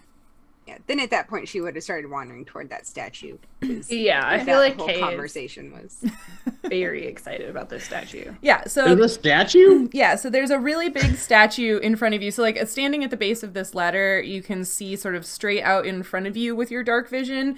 There is a big statue, and then beyond it is a stone wall with what looks like a big stone door in it. But the statue is a large stone statue of a beautiful woman with long, wavy hair and broad, pleasant features wearing a simple gown. But though her personal appearance is simple, she is adorned with all manner of natural things, both animals and plants. There are seaweeds and leaves at her feet and in her hair. Around her neck is a string of what you could assume might be pearls with a large sea star as a pendant. And in the folds of her skirts, you can see small fishes and eels, and a shark curls behind her legs, all crafted from stone.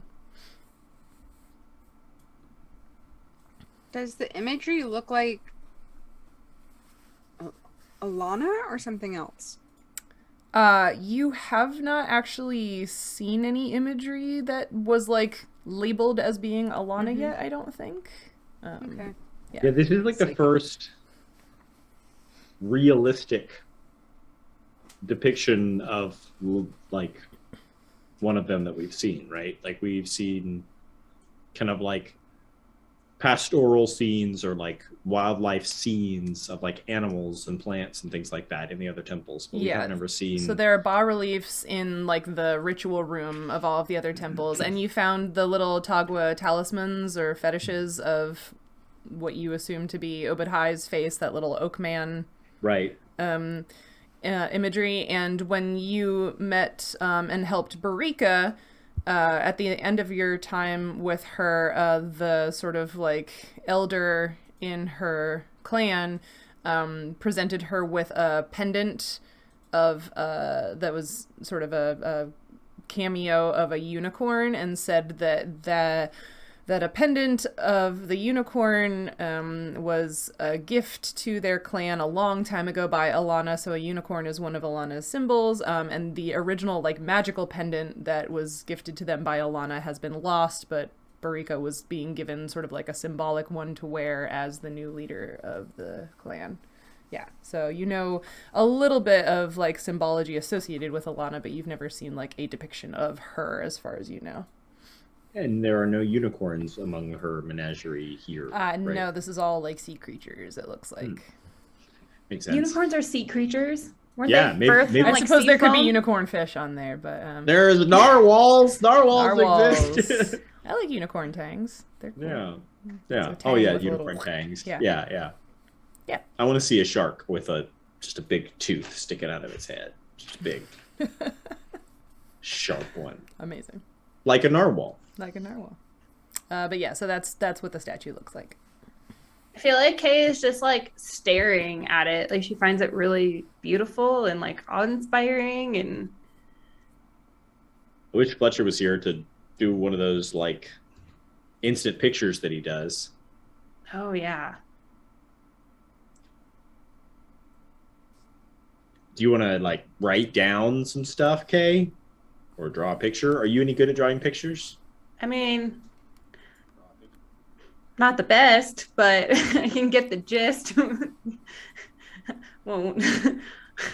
She like pulls out her notebook and starts like sketching her and writing notes. I'm gonna like while she's doing that, I want to kind of look at the statue and see like, is it made from the same stone as the rest of the temple? And like, how would I rate the level of craftsmanship of the stone? Mm-hmm. And is any of this stone local? Like, I assume that I believe that Cedric believes that none of this stone is local, and that's why there is no naturally occurring stone here, like in the other temples. Oh. Like, there was no like because it's like I just assumed this whole island is just sand, and so this was like brought here or something. But Right. I don't know. I mean, like, without having explored the geology of the island, I don't Okay. you couldn't get that information. The Sure. statue is made of a different color stone than like the walls and the floor and the ceiling. But Oh, interesting. yeah. So she is carved from kind of like a grayish white stone with some like black inclusions in it. A lot of the rest of the temple is kind of a darker gray stone. I think we can conclude something else about the temple makers or the temples themselves based on this temple. And in all the other temples, I feel like putting them underground may have been a way of protecting them, but I feel like here putting it underground is so inconvenient that I feel like there must have been a reason for them all to be underground. Right? I feel like there's more risk of flooding, ruining the temple by putting it underground than there would be for having it above ground. So I feel like having it underground must be a reason for that. Isn't sand hard to build on in general, though? Yes. Because like we had that problem like close to the shore with New Seychester. It's like a bunch of people started building. I mean, I wasn't here for it, but apparently like the reason why no one's like super close to the coast is they like tried to build stuff on the sand and then their building just like fell over. Burned down, fell over, then sank into the sand. Yeah. So we pushed. Apparently, everything got pushed inland a little bit, and we stabilized the soil or something. I mean, I'm not a builder, but that's what everyone tells me. Yeah, I was gonna say, to be clear, like the harbor of New Seychester is really nice and deep, so you can like pull ships all the way up to it, and like there are buildings right up against that harbor, and there's this sort of like rocky promontory that the fort is on. So like all of that land is suitable for building on, but yeah, like the beach that you can see sort of like farther down from that harbor, nobody builds on. Yeah. Anyways, I just feel like the fact that they're all underground might mean something. Maybe the people who built it are dwarves. Maybe. Just saying. I just find it odd. Do you think that maybe they had like an alternate purpose, right? Because they're all underground, right? So like if there was some sort of catastrophe, then like you could go down there for safety. Sure. I mean, I feel like we've established that all the different temples had a different purpose. That is true. Right? We had a teaching temple, a living temple, a testing temple. Well, we should figure out what this temple is. We should keep going. So far, it's the statue temple. Which of these 4 doorways do you guys want to explore? So to be clear, immediately behind so where you see red or that like burgundy color is a door. Everywhere else is just like hallways that you haven't looked down yet. Hallways. Yeah. Okay. Let's try the door. So we're in a central room with 4 hallways leading off of it, and then a single door in the middle. Yeah, more or less. Yeah. I think Nautia is gonna just sort of go toward the sort of first one on the left and just like this one, sort of look down it. Yeah. Just sort of without really committing to the hallway, but seeing how far she can see. Be careful. Okay. Yeah. So if you go down this first one to the left, you can see sort of at the end of it, there's a wall, and to the left, there's a door, and to the right, it looks like there's more hallway. Okay. And then I think she'll then go up, like keep going up on that side, and then go look down the other one. The other one to the left? Yeah. Okay, yeah. So you just see it goes for a little while, and then it looks like there's an opening on the left. And so it looks like there's probably a connective hallway over there. Yeah, this looks like it. Like I think these connect, and there's another door. Let's go through the door then. Just for funsies, she's gonna go just do the same thing on the other side, like look down one. Okay. See what you can see. You sort of wind up with like a mirror image. So there's like, there's 4 hallways that all seem to be about the same length. And you get the impression that they might connect in like 2 pairs. Yeah. In pairs, yeah. So essentially, we're in a figure 8 with the statue in the center, yes. or an infinity symbol. That's an infinity symbol. Yeah. What you could assume, yeah, without having sort of investigated those, what you think are connecting hallways, yeah. What door do we want to try? Left or right? Left, right, or center? Left. All right. I'm gonna just fly down to that corner, so I'm not touching anything on the ground. Okay. Once you get down to that corner, you do see that there is a connection, and in that connection hallway, there is another door, and then another hallway to the left. Okay. But you guys want to go in this first door? Yeah. Okay, do you want to check it for devices? Sure, I will check it for devices. Our resident artificer. An 11. An 11. The door does not appear to be trapped or locked. It's a wooden door that, like the trap door up on top of where you came in, it's pretty rotted and slimy and, not in super great repair. We good? Kay takes her bow and just like pushes it open with the end of her bow because she doesn't want to touch it. Okay. It looks gross. It falls off of one hinge, but it does like kind of swing open as you push. Yeah. And inside there is a room. I walk into the room. Okay. In this room, you find the remains of what might have been like a textile of some kind that has long since rotted away, so like little bits of something on the floor. There is also what looks like a small stone chest to one side of the room. Hey, there's another mimic in here probably. All right, I guess I'll look at it. You're looking at I'm the gonna chest? look at these. I'm gonna look at these scraps of fabric while you do that. Okay. 22 on the chest. Okay. So the chest does not appear to be trapped or locked. It doesn't have like a hinged lid. It has like a rectangular lid that you would sort of lift out. But it is very well constructed, so the lid sits very snugly in place, almost as if it was built with the intention that it would protect things from the damp.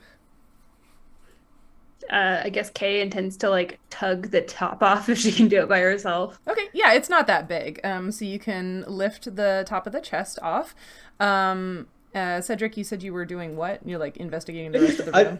So we have talked enough on this show about various dye materials, but I want to know, like, are these? Like, can I even tell from the tiny scraps of fabric left? Like, are they dyed? Are there colors on them? Are there any pieces that are big enough that I can see if like there's embroidered stuff on them? Yeah, give me a search check.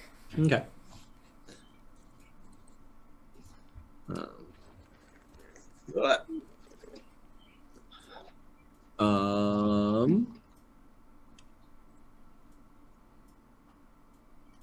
Oh no, my Roll20 is not letting me scroll down. I got a 15 plus something, but I got to refresh Roll20, so I think it's an 18 total. Nope, it is a 16 total. A 16 total. Okay. So you can tell that you think this is like, it was some sort of like plant-based textile, but the bits are really small and you're not really getting a whole lot of information from them. Okay. Nautia, what are you doing while the two of them are investigating this room? I think I'm sort of keeping watch. Like, I don't want to go in with them necessarily, and I'm definitely just sort of keeping an eye out and like watching and listening real hard. Okay.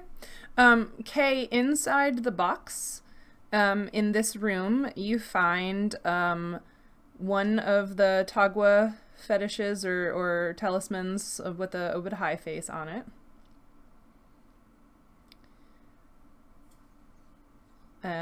You find 50 gold, and you find a small leather-bound book. Even protected by the leather, covers and the expertly crafted stone chest. You can tell if you pick it up that the pages are still very damp and rotted, so you're worried that it might be difficult to read, but you've got this little book. Can I open it? Yeah, you can. That worked so well for me the last time I tried to open a book. All right. So you open it, and you can see that, yes, a lot of the pages are like smudged from the damp or like rotting away, or they, fall away in your fingers. So it's not like you're going to be able to read everything that was written in here. And you notice as you sort of like thumb through it that a lot of the pages towards the back are blank, and you're thinking about like what you do and like, oh, I wonder if this is a journal of some kind. And you realize that it's written in symbols that look familiar to you because you and Cedric have been working on them together. Is it written in Celestial? It is, yeah. Hey, Cedric, look at You this find anything book. good? Yeah, there's 50 G's. That's good. You want me to hold on to those? Or you're gonna hold on to those? You should hold on to them. All right. You're responsible. Now that I am responsible for holding on to those, I will do that. Yeah. There's also this book. It looks like a journal. A lot of it is smudged and falling apart, but there's some of it that isn't smudged, and it's written in Celestial. Oh! Give me. You can read Celestial better than I can, like written. That's true. I Just can. like, because Nautia just has absolutely no clue about anything, and Cindy's sitting here going, "Oh, just please let it dry out first." Going to destroy it. You won't get anything from it. All right, Cedric, are you gonna try to read this? Is that what's happening? Is there a lot of it, or should we read it later? Is there a lot of legible text, or is it just a couple of pages of legible text? There's bits and pieces. I don't have it all like written out for you because basically it'll be like, here's a gist of what you get in it. But yeah, as you sort of like skim through what is legible, you can see that the author, it definitely seems like someone's sort of like day-to-day journal. They write about the weather, observations of sea creatures out the windows and when they go topside, meals, socializing. You find part of a legible entry that mentions the author performing the ritual with a few other worshippers, but you can't read any details about what they might have included as their offering. There are two names that you see a few times in the journal. Pathiel seems to have been Pathiel seems to have been the author's son, and Jamera appears to have been their female partner and Pathiel's mother. There are a few other names that you find, including Gaith, Zorit, Resi, Nami, and Laken. Meow, meow, meow. Can you just run all those names real quick? Yeah, Pathiel is the son. Jamera is Pathiel's mother. Other names that you find mentioned throughout, Gaith, Zorit, Resi, Nami, and Laken. Sorry, Zorit. Gaith, Zorit, Resi, Nami, and Laken.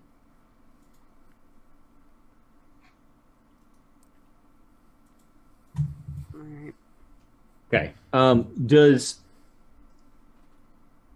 All right, that all tracks. Does it tracks? Okay. Does the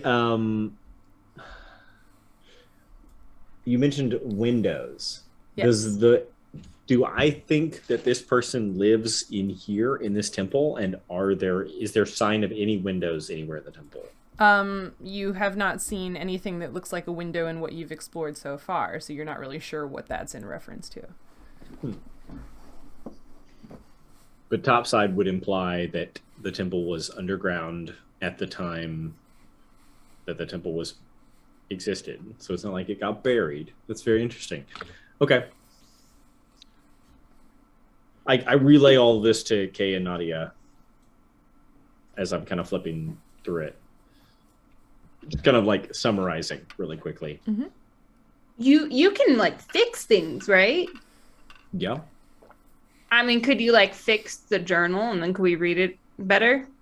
No, it doesn't work like that. Like I could like if we tear one of these pages, like this one I just tore, I can fix it later, but I can't like restore the writing that's been lost. But I could like make the overall book not rotted anymore, basically. But it wouldn't restore any of the stuff that we can't see. But I'll do my best once, maybe later, because I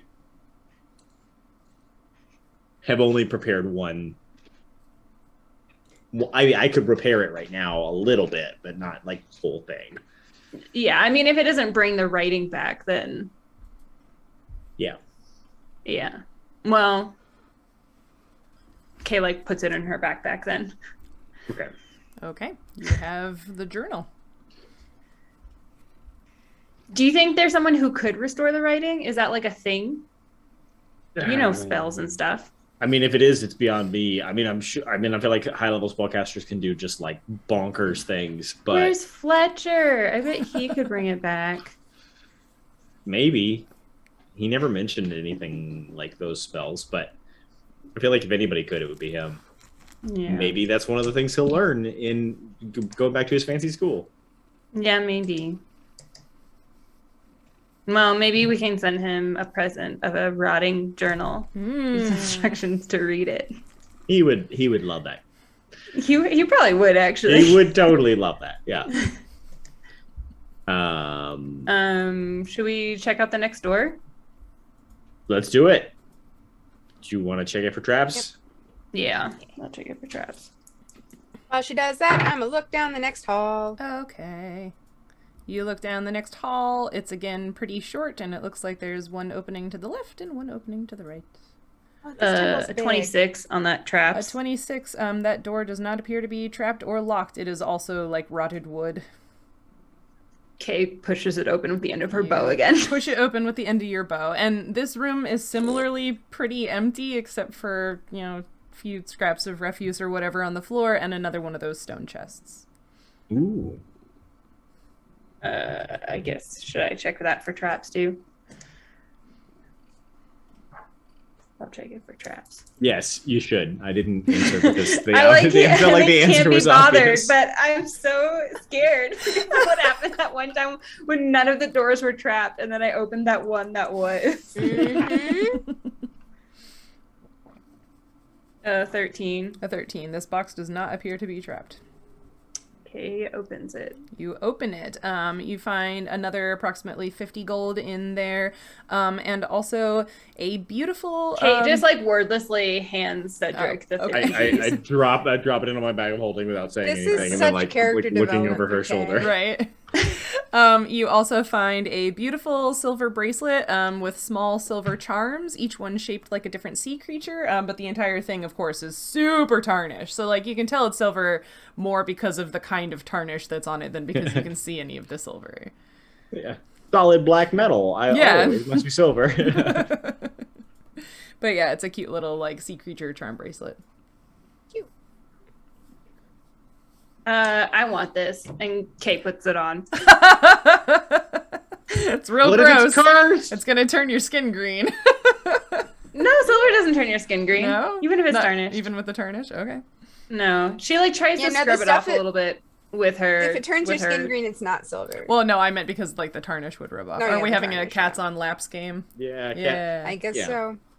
You heard, Kay like you heard tries me to say scrub solid some of black the and tarnish Oh. off with her shirt, I guess. Okay. Did she really come when you said solid black? No, she was already sitting on the table and glaring at me. Oh, and okay. then she went, oh, I looked at her. Amazing. But yeah, so that's what you find in that room's box. Can we try the other side or like this other hallway? You guys know how silver tarnishes? How? It reacts with sulfur in the air.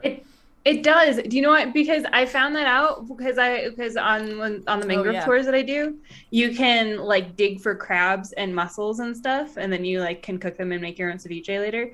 And so I like stuck my hand in. I pulled out my hand, and all my silver like instantly tarnished in the mud. because it's all like sulfury and decomposing stuff. And I was like, what is going on? So I messaged some of my friends who are jewelry makers, and I was like, what is happening? And they're like, oh, there must have been a lot high sulfur content in that mud, and that's why but it was like instant, like literally put my hand in, silver was silver, took my hand out, it was almost black. That's wild. That's so cool. So it's just silver, it's not oxygen?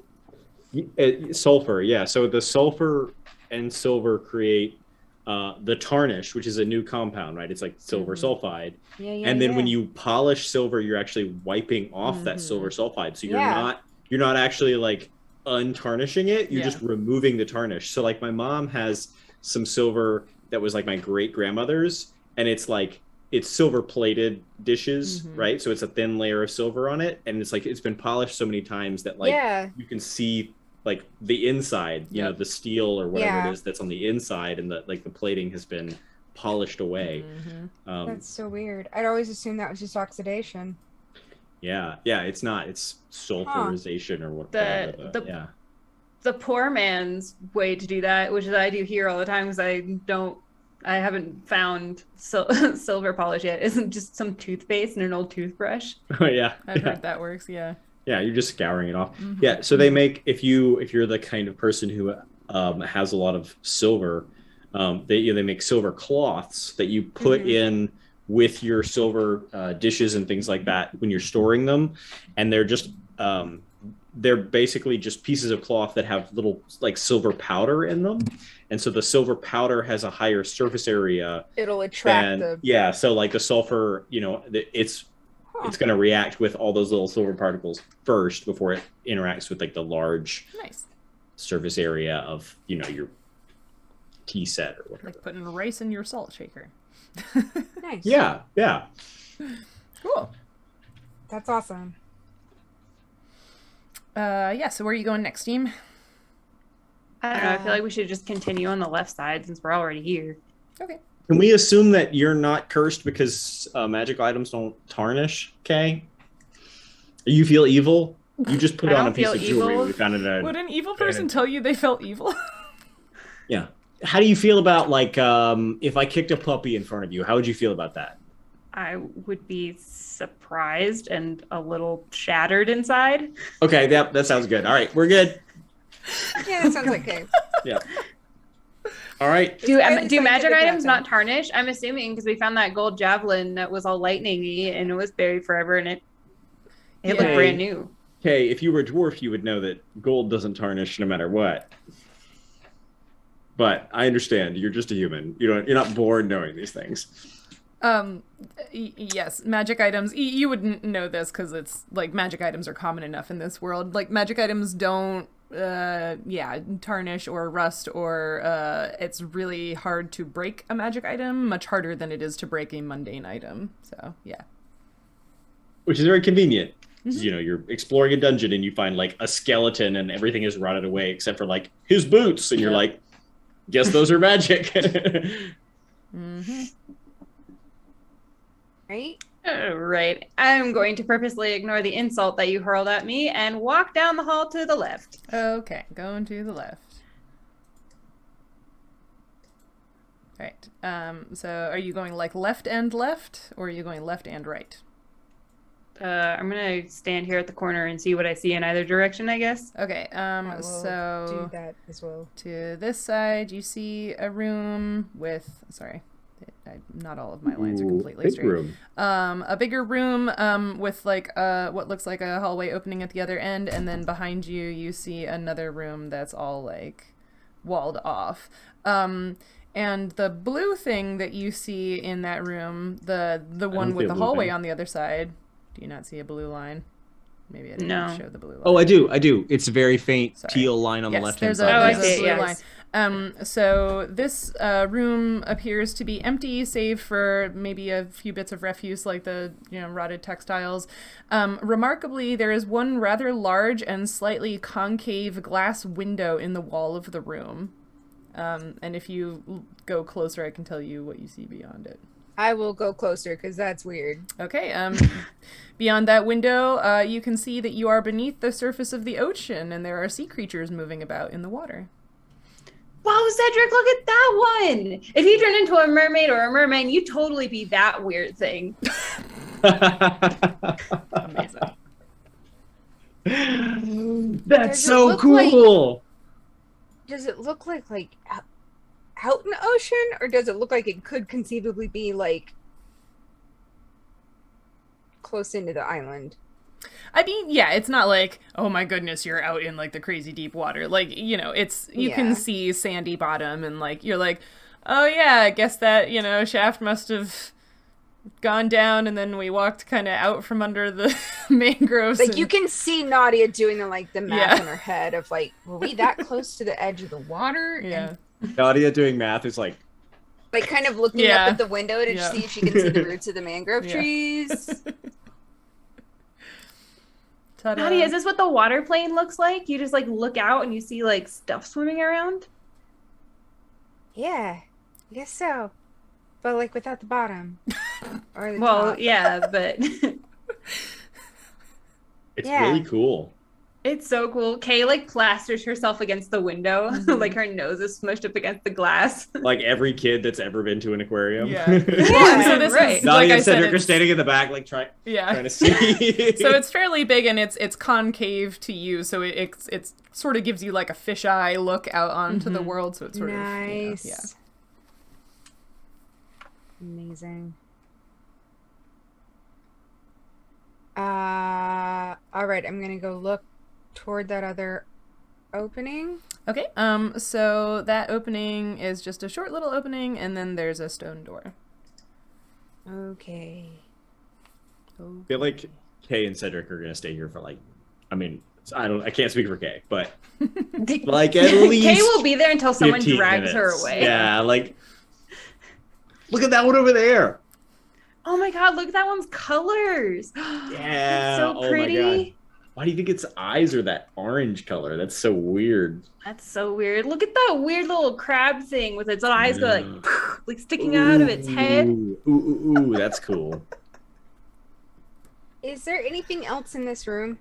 Not really. Like I They said, can keep looking. I'm not interrupting. Yeah. them. I just love that you're just like, yeah, I've seen all this. Yeah, the room with the window, like I said, it's got some like bits of whatever on the floor, but it looks like a lot of stuff that, you know, may have been here rotted away, or like they didn't make a whole lot of things that weren't stone because, you know, they knew that it was going to not last. So Yeah.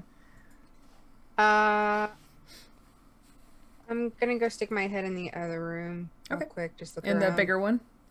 Yeah. Okay. So that one, this room is lined with stone shelves that are mostly empty. You see a few ceramic and glass containers that hold the remains of what look like foodstuffs from like a long time ago. You also, as you sort of poke amongst everything on the shelves, find two small daggers that are extremely rusty. Okay. So it's like foodstuffs, daggers, nothing. Like containers, but like pretty sparse on the shelves. Yeah. Okay.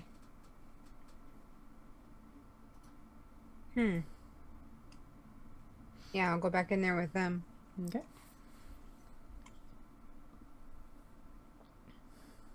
I want to take a good look out the window and see if there's anything that looks unusual, that looks out of place.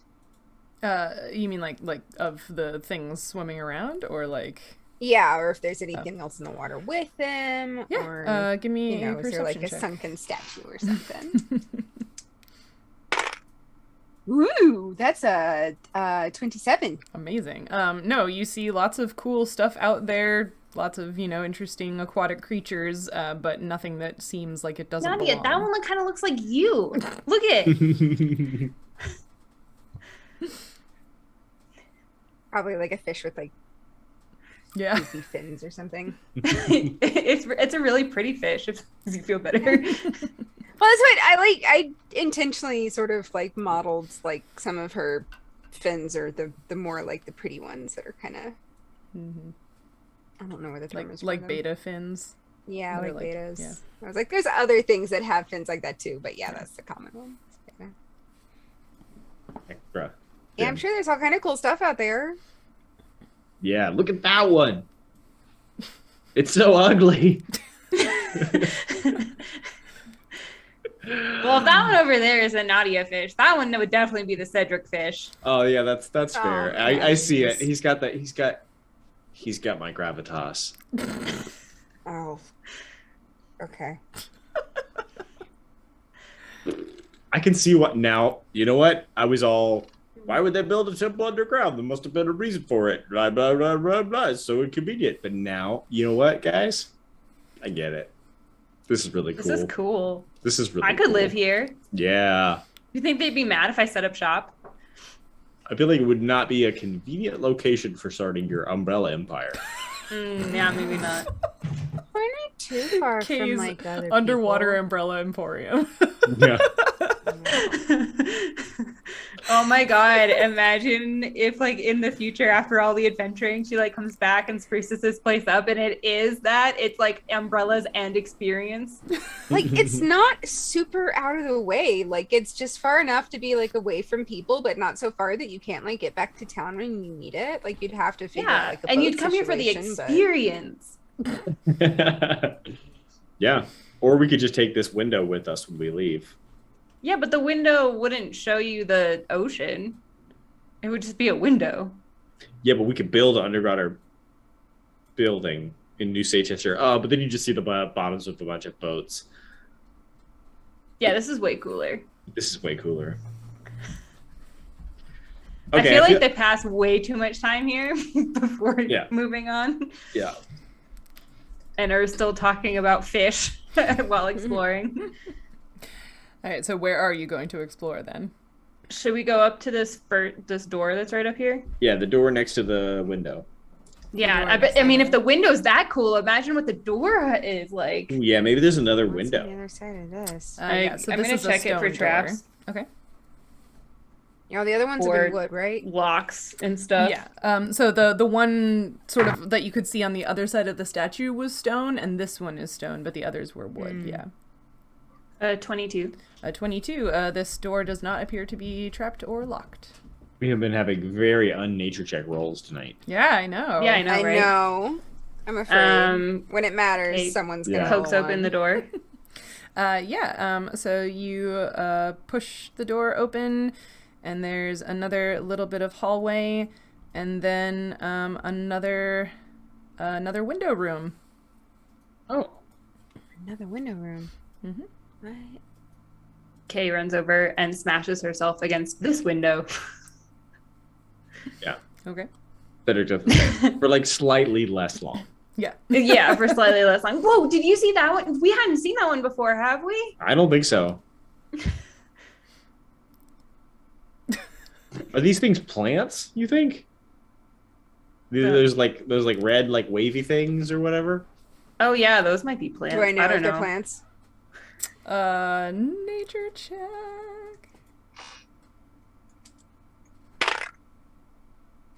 $11. You know that they're called seaweed. I don't know that you know officially whether they're considered plants or not. It's called seaweed, but I guess because like sometimes things are called like plant names, but then they're not really. I think that was a plant. I'm pretty sure that one's a plant. I feel like seaweed's a bad name for it. I mean, I feel like I've seen seaweed on the beach, and it's like, yeah, that looks like gross little plant, little weedy thing. Well, whatever. yeah, but like 'cause it's underwater, all sad it's when so it's not in pretty. the water. Yeah, because it floats. Yeah.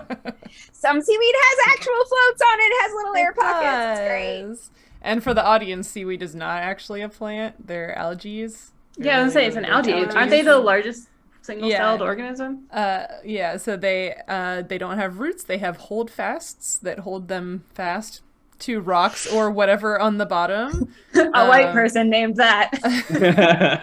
And instead of a stem, it's a talus, I think. I'm like reaching back in my brain for this. Yeah, so they don't have leaves and stems and roots. They have seaweed things. Because there's no vascular system. Right. Is that right? Mm-hmm. Not that they need it, since they live underwater. They can just osmosis all the water that they need into their cells. They could just osmosis. That's really good. I mean, that like. Yeah. Yeah. They have less of a need to osmoregulate. Living out of the water is Sure. really inconvenient. Yeah. All right, what's in this next room? Yeah. Okay. More fish. More fish. So you see another big room beyond, which appears to be another storeroom, like what Nautia found before. But if you wanted to search it to see if you find anything else interesting in there, you certainly can. Give it a quick look over. Yeah. I need to quit rolling up the desk. Kay's gonna look down this is another hallway to the 12. right here. Yeah. 12. So Cedric, you spend a few minutes sort of like digging through all of the containers, and you don't come up with much interesting, and then like just as you're turning around to leave, you notice there's a glass container that actually like has something in it that you hadn't really noticed before. So it looks a little like a potion, maybe? Some sort of thick, dark green liquid in a corked bottle. Hey guys, do potions expire? I don't know. Is it magic? Magic stuff doesn't expire, does it? Nope. Well, toss it in the bag. When we get back to town, we can figure out what it is, I guess. Or drink it if we're really desperate. Yeah, this stuff is green, and I feel like that is not a... It's very thick. It's very syrupy, almost. Yeah. You know, You might drink be like the poisoned river water. Don't tell me you wouldn't put it past you to drink this. I tasted the poisoned river water. I did not drink it. There's a difference. Oh, okay. My tongue is a highly tuned scientific instrument, I will have you know. Well, then lick this. It's very green. Okay.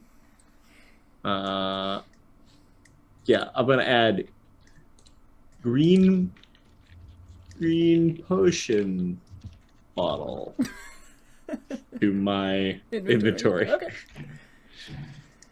Yeah. You guys want to check out this door over here? Yeah.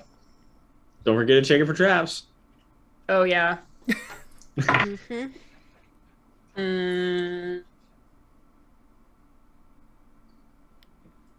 28. This door does not appear to be trapped or locked. It is another sort of slimy, falling apart wooden door. Kay pokes it open with her bow. You She ain't poke it touching that. open with your bow, and you find another room beyond. In this room, you find, again, a little bit of refuse on the floor and a little stone chest to one side. I open the stone chest. Okay. I guess I check it for traps first. Okay. 22. 22. Okay. So the stone chest does not appear to be trapped. It's similar in construction to the other. How many of you found? I like 2 this others. temple. This is a nice temple. This is a nice So temple. far. Why would you say that out loud right now? Because I hate us. Not on seaweed. So you found, so within it you find another one of these little talismans of obad-hai. This one appears to be crafted from polished coral instead of tagua. And you also find a pearl ring and some pieces. Is it tarnished? It's a pearl set in gold, so it's not tarnished. You said it was a ring? Yeah, a ring with a pearl on it. And a few pieces of black coral. Oh, I don't have a lot of the treasure broken down by like each individual room, so like at the end I can tell you what the whole list of treasure was from like all of the cumulative rooms. All right. Kay looks at the pearl ring and puts it on. Black coral? Yeah, some pieces of black coral, which you talked about last time. Mm-hmm.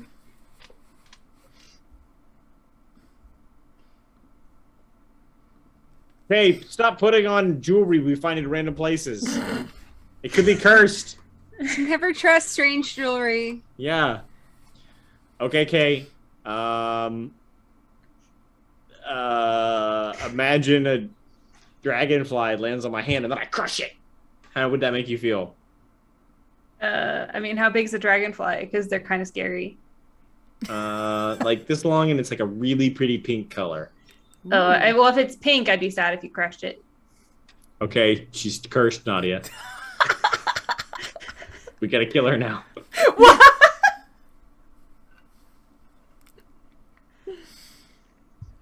It's pink. All of the horrible monsters that we fought so far weren't pink.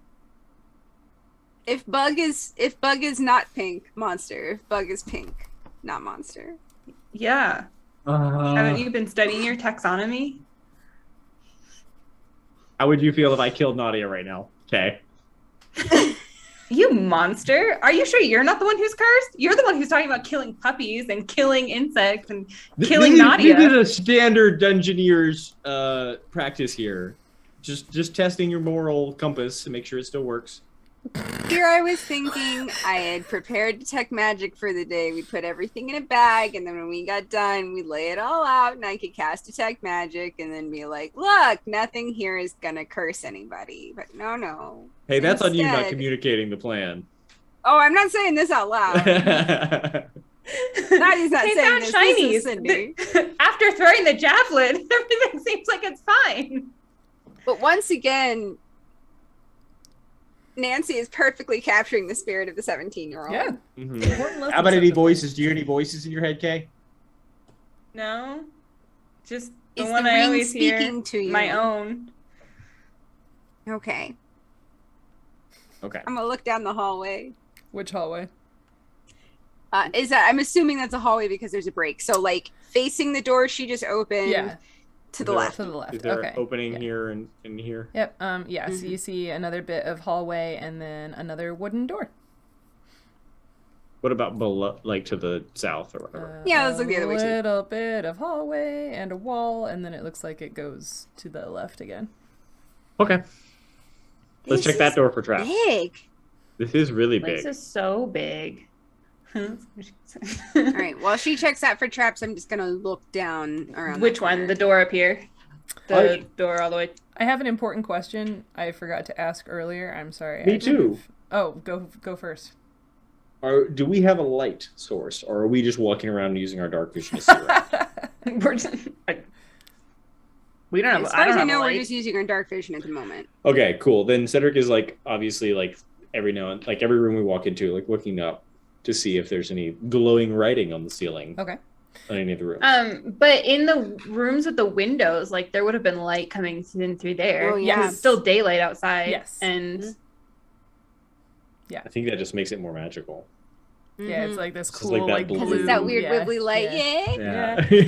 Okay. Yeah. So I'll keep a note that you are looking at the ceilings in every room that you walk in. My question that I forgot to ask earlier was, are you just leaving the doors open, or are you like closing them behind you? I've never really asked this in a temple, and I guess I should have been like, do you leave them open or close them again? I mean, half of them are are you, like I rotting and falling don't apart, like right? that you're asking. Well, I guess I'm just curious, like, are you sort of like leaving this, like putting things back the way you found them, or are you like just sort of blowing through it and whatever, like...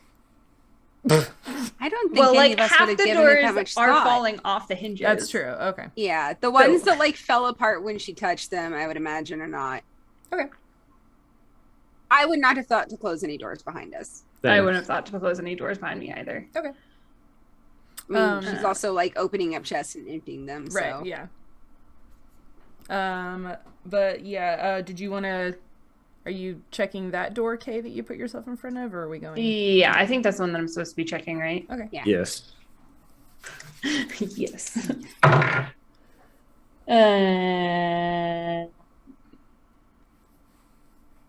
20. This door does not appear to be trapped or locked. What kind of door is it? Is it a bow door or is it a stone door? Okay, pokes it. Poke it open, and inside you find another one of these rooms with like some bits of stuff on the floor and a stone chest. I guess I'll check the stone chest for traps. Okay.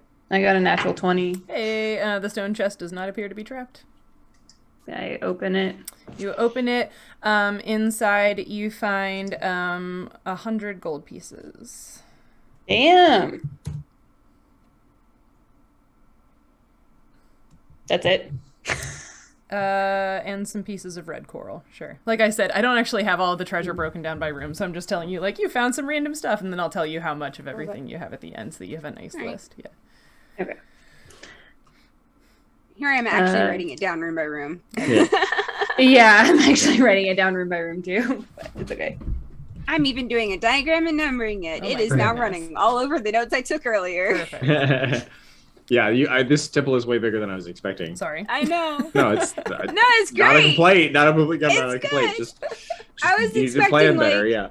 a few rooms, and there'll be something terrible waiting for us, and then there'll be like the big room, and then we'll try to figure out what to put in the troughs. No, we get. I feel like all of Sheryl's temples are pretty big. I feel like this is a pretty average sized one. I don't feel like I feel like if I thought about it, I would have been like, no, this is about the same size. Checks. I mean, like, right. IRL temples aren't exactly little boxes either, so, you know. Yeah. True. I guess also the fact that it was like underground in this location, I was like, there's no way this will be a big temple, because like, oh my god, they'd have to excavate so much, but apparently they did. Yeah. Magic. Yeah. It's probably still easier than building a cathedral. So... Some of the cathedrals here took over 150 years to build, and it's really interesting because on the inside you can see like what art style was typical during what period it was being built, because you'll see like different art styles from like the beginning of the church to the back of the church. They're like, Baroque is in style. Like, here. Well, and that was the case in a lot of the European, like the big churches too. So like Sagrada Familia in Barcelona, I'm trying to remember if they actually finished it. I think it may finally be finished, but I mean, like, that one they've been working on for a very long time. Dali did part of it. And so, like, you've got these the facades that are different styles because, like, you know, you had... No, it wasn't Dali. It was, the other one. Who did all the, like, really natural lines. Anyway... Most of it's this very like organic looking thing, and then like there's one of them that's like everything is straight lines and it's very stark. It's actually great, but it's just this like fascinating collection of like, okay, what if they built basically like, what if you built something like Notre Dame, but like in the 20th century? Weird. Yeah, you should look it up. Our basilica here is based off of Notre Dame. But all of our gargoyles are Ecuadorian animals. So there's like iguanas and armadillos and the giant tortoises off the church. Are they actual gargoyles, so they have water spouts in them, or are they just statues? I believe they're gargoyles. Everything I've read says that they're gargoyles. Nice. Yeah, sometimes people use the word for just whatever creature iconography there is on the outside of structures like that, but it's technically only a gargoyle if there's a water spout. There is a non-gargoyle statue on the National Cathedral in Washington, D.C. that is Darth Vader's head. Mm-hmm. There's all kinds of interesting figures in there, Yeah. I highly recommend checking out the National Cathedral if you're ever in D.C. A lot of our Gaudi churches... was the artist I was trying to think of.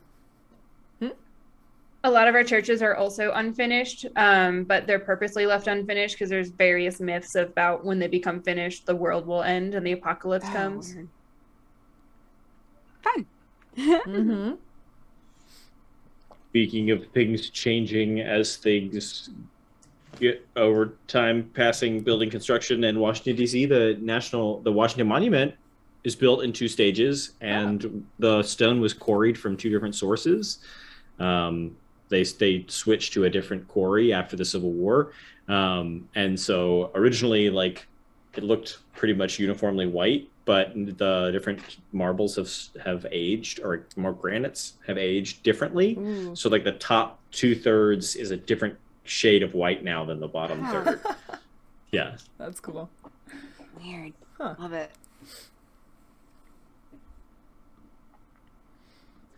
So let's check out this hallway. Oh yeah, I'm trying to look down that hallway. Okay. You're looking down this one. Okay.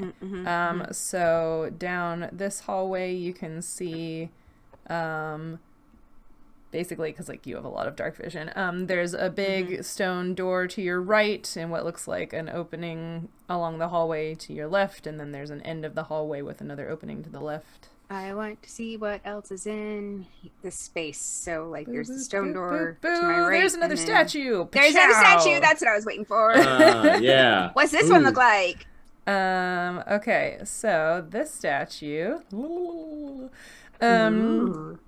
This is a large stone statue of a man with angular features that look familiar, like the face on all of the small tokens you found. But instead of looking like wood and oak leaves, this face seems to be formed from rocks and corals ringed by seaweed. There are seabirds perched on his broad shoulders, 2 dolphins riding a wave at his feet, and in smaller detail on the statue you see urchins, snails, nudibranchs, and seahorses.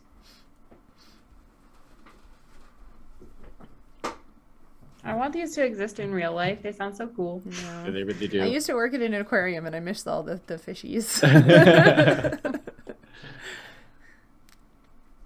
Wow. So this is obad-hi. Okay. Kay also spends a long time here, like, sketching and noting him, but not quite as long as the other statue. He looks like he'd be fun to get a drink with. Yeah, maybe. He might also spit seawater in your face. Yeah, yeah. I mean, he definitely looks like the kind of guy I wouldn't want to pick a fight with, but...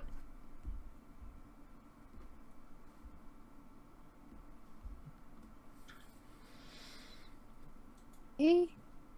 So, the little door behind the statue, in front of the statue? Yeah, so there's a big stone door to like one side of the statue and a smaller stone, not too much smaller, but another stone door to the other side of the statue. They're both stone. Okay. Yeah, and then another wooden door at the end of that hallway that you're looking down. On a side note, I looked it up. They are actually gargoyles. There's there's like animal statues and gargoyles that are like frigate birds and blue-footed boobies. Nice. Yeah, no, they're awesome. If I look at these stone doors, sort of look around the edges, do they look like they're pretty tightly flush? Give me a search check. Are you looking at both of them? Sure. Okay.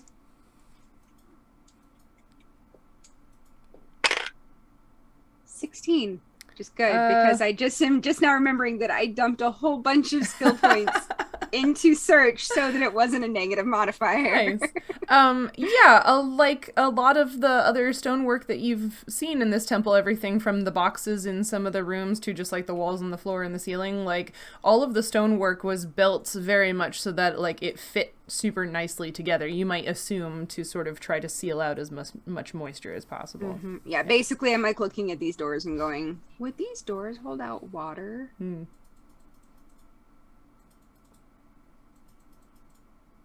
Okay. Which of these doors you want to check next?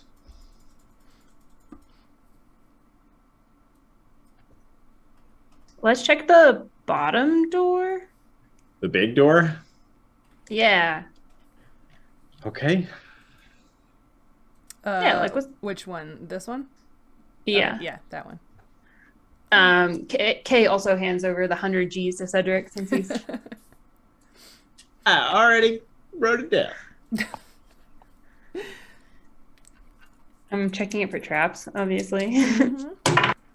Oh, I rolled a 1. It's still a 10, though. This door does not appear to be trapped or locked.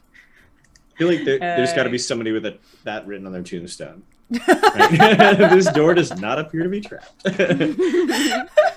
Kay opens the door. Okay, so you open the door towards you, and you reveal I'm guessing the statues are in a line. Fairly familiar looking room. Yeah, there it is. With a looping pattern on the floor and some stone pedestals. The walls in this room, apart from the stone doors that you see, so there's one stone door in each of the 4 walls. Other than those doors, the bas-reliefs on the walls in this room are of coral reef and seagrass beds, and so it's all underwater underwater iconography. You see sea turtles and fishes and sea stars and urchins and snails and seahorses and dolphins and sharks and otters and whatever, like all kinds of ocean stuff.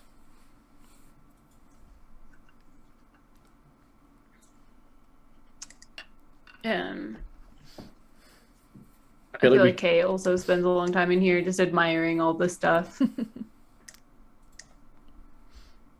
Here, Kay, I've actually got a couple of pieces of paper if you want to do like a rubbing or something like that.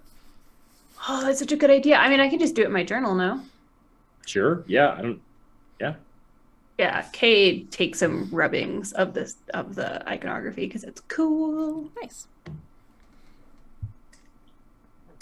So All right, where do you think these rooms go? If I'm keeping track of the dungeon correctly, I feel like the other side of this wall should just be the rooms with the windows in them. I don't know. Kay checks this door for traps. Okay. I got a 20. That door does not appear to be trapped or locked. I feel like I'm wasting all these dice rolls, and as soon as we hit into combat, it's going to be like a 1, another 1. I mean, you did just roll a 1, so. Did. Yeah.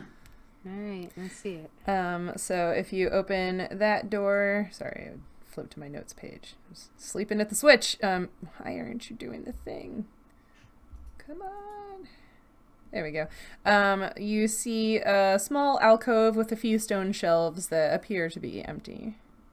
Oh. Cool, supply cabinet.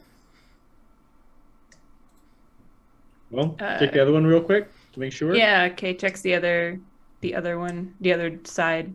Okay. Are you rolling or just opening? 18. It also does not appear to be trapped or locked. And you open it, and there is another little alcove with similar shelves inside. Perfect. I guess we should check the door all the way to the top. Like past the man statue. Yeah, that one. Okay. I'll check it. 18 again. 18. Okay. 18? That door does not appear to be trapped or locked. I can go inside it. Okay. So, oops, sorry. What's happening? Okay. So you open the door, and Cedric, were you still in the ritual chamber, or are you looking in this area too? I think I would be with Kay and Nautia. Okay. I think I'm just kind of sticking together, yeah. All right. In that case, I need all 3 of you to make reflex saves. Damn it! There's the room that's full of water.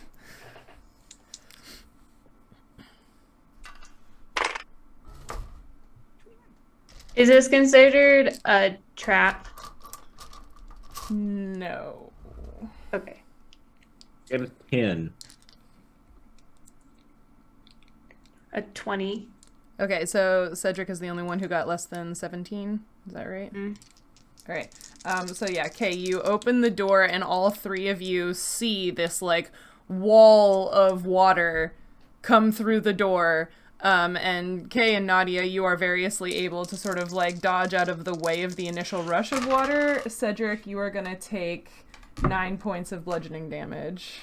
As I'm blasted back into the statue. Beats you in the chest, yes. And then I need each of you to make a swim check now. 9 points. Okay.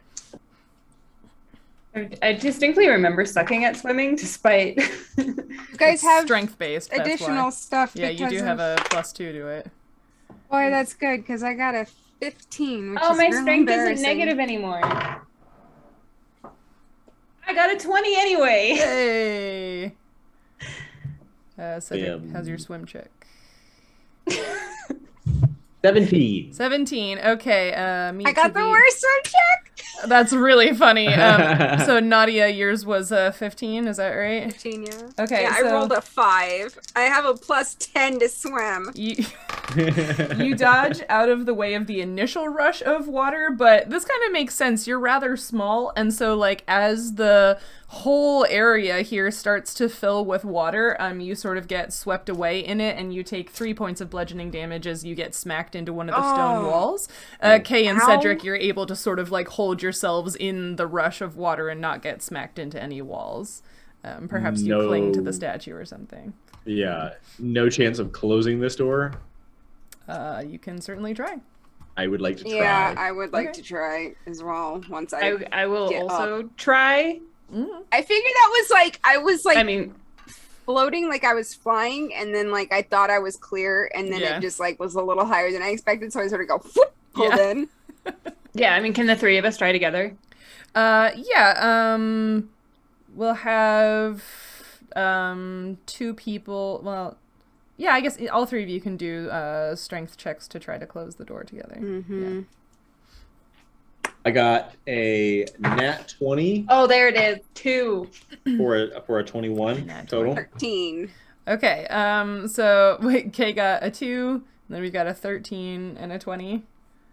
Okay. Yeah, I'll say it takes you a moment or two between the 3 of you to sort of pull this door closed again, but you do eventually drag it shut, and the water stops flowing into the space. So now there's Did it seem like it was a continuous rate, or like it was an emptying? No, it seemed pretty continuous from the moment the door opened. So now this room, all of this is kind of like half full with water. So like, I love that it was specifically the door that I was looking at as I had the thought. I wonder if these are watertight doors. Yeah. So good thing we left all those other doors open though, so the water can like spread evenly out on the floor. Mm-hmm. Yeah. Just like, well, if we need to fill up the trough with water, they are full now. Yep. It has been done.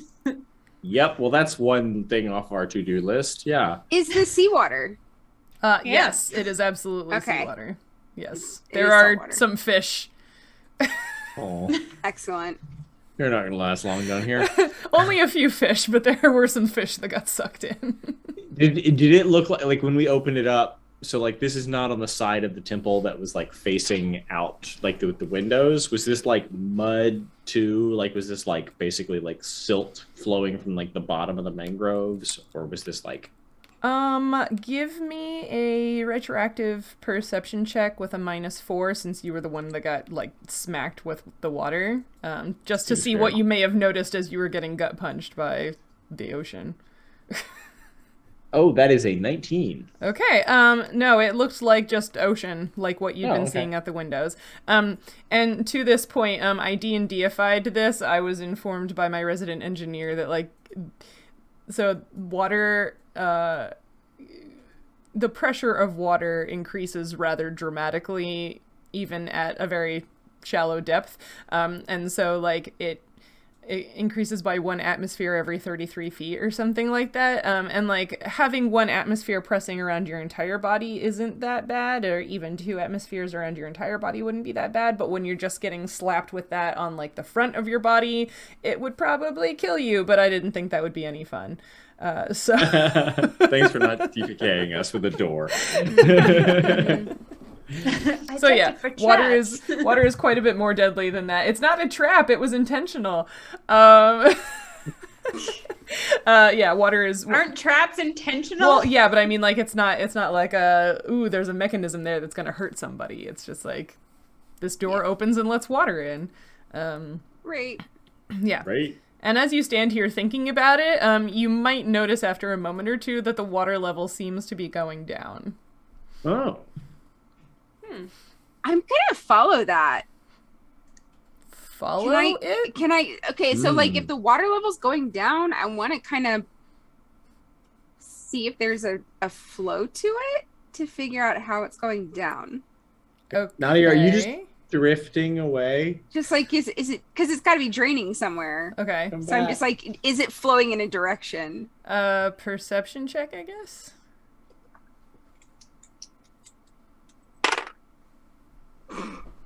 13. It's kind of hard to tell. You're not really sure what direction there might be to it. It's just sort of like going down. That's weird. Like, where's it going, though? Okay. So I guess, like, the ritual chamber, we probably left that open, right?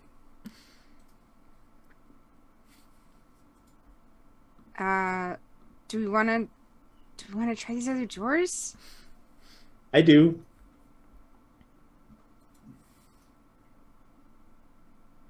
Yeah. Can we... Yeah, which one? Is the next one, so if we, like, hang a right from that door, the next one down the way, is it also, this one. Is it another stone door? That's another wooden door. That looks more promising. Can I check this one for traps? Go for it. A 28. Does not appear to be trapped or locked. It's wooden. Kay pokes it with her bow. You poke it with your bow, and you find another one of these little rooms with a stone box in it.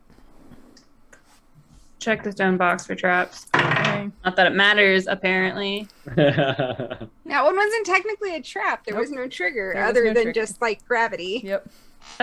23. The box does not appear to be trapped. I open the box. You open the box.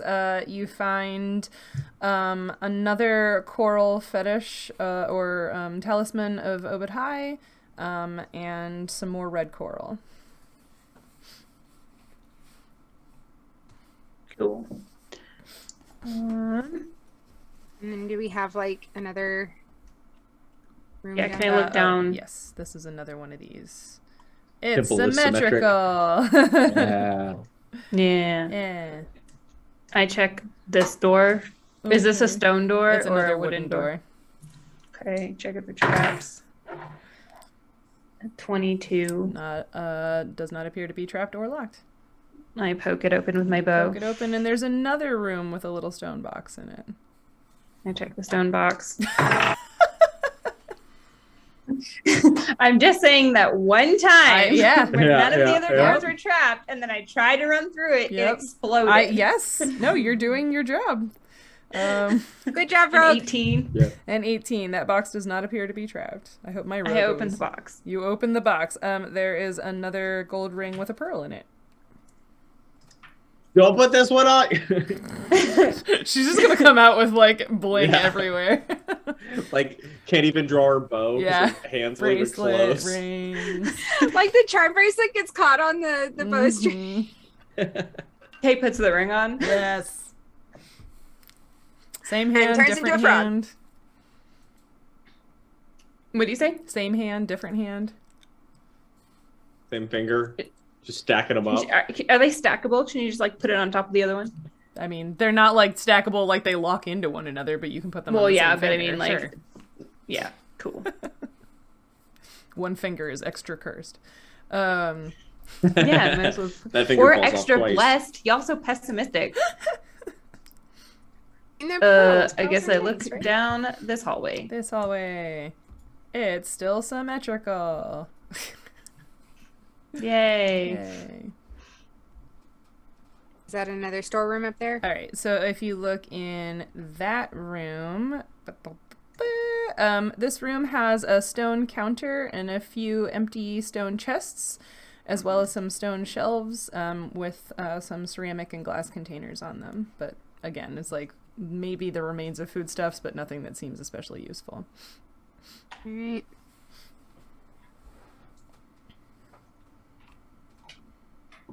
Any of the glass? Does any of the glassware look like functional? Like, is it like? Are there any like clean bottles or anything like that? Oh yeah, I mean, everything is. I mean, everything has some like algae slime on it or whatever, or just like mildew. But like it could be cleaned and used. Yeah, I'll grab a couple of the like. It's not sterile, but it's functional. Mm-hmm. Yeah, I would grab some glass bottles. I feel like those are useful. Okay, yeah. We can do science. Fletcher would be so proud of you. Yeah. I mean, I was thinking about like spices or something like that, but sure. what is cooking, but really science. It's applied science. It is absolutely applied science. I never thought about it that way. Chemistry. How many do I get? You can. You're just looking for like little bottles. Yeah. Yeah, you can probably find like 5 of those. That's pretty nice. Cool. All right. And as you go down this way, are there windows on this side? You find another window room and then another stone door beyond it. On the other side, this stone door led to another window room. Is there anything different looking out this window? Like, I look at it for... I mean, you're looking, the opposite direction. So, are you looking for anything specific? No, just like... I feel like I looked in the first window for like 15 minutes, the second window for like 10, and then this one for like 5. Okay. K is still plastered against the windows. Like it's a different perspective. You're looking out of different sides. There's different stuff. And this is more like open ocean, right? Yep. It's not like the... Yeah, well, I mean, not like open ocean again. It's still like, Yeah, but like we're not like, this isn't like...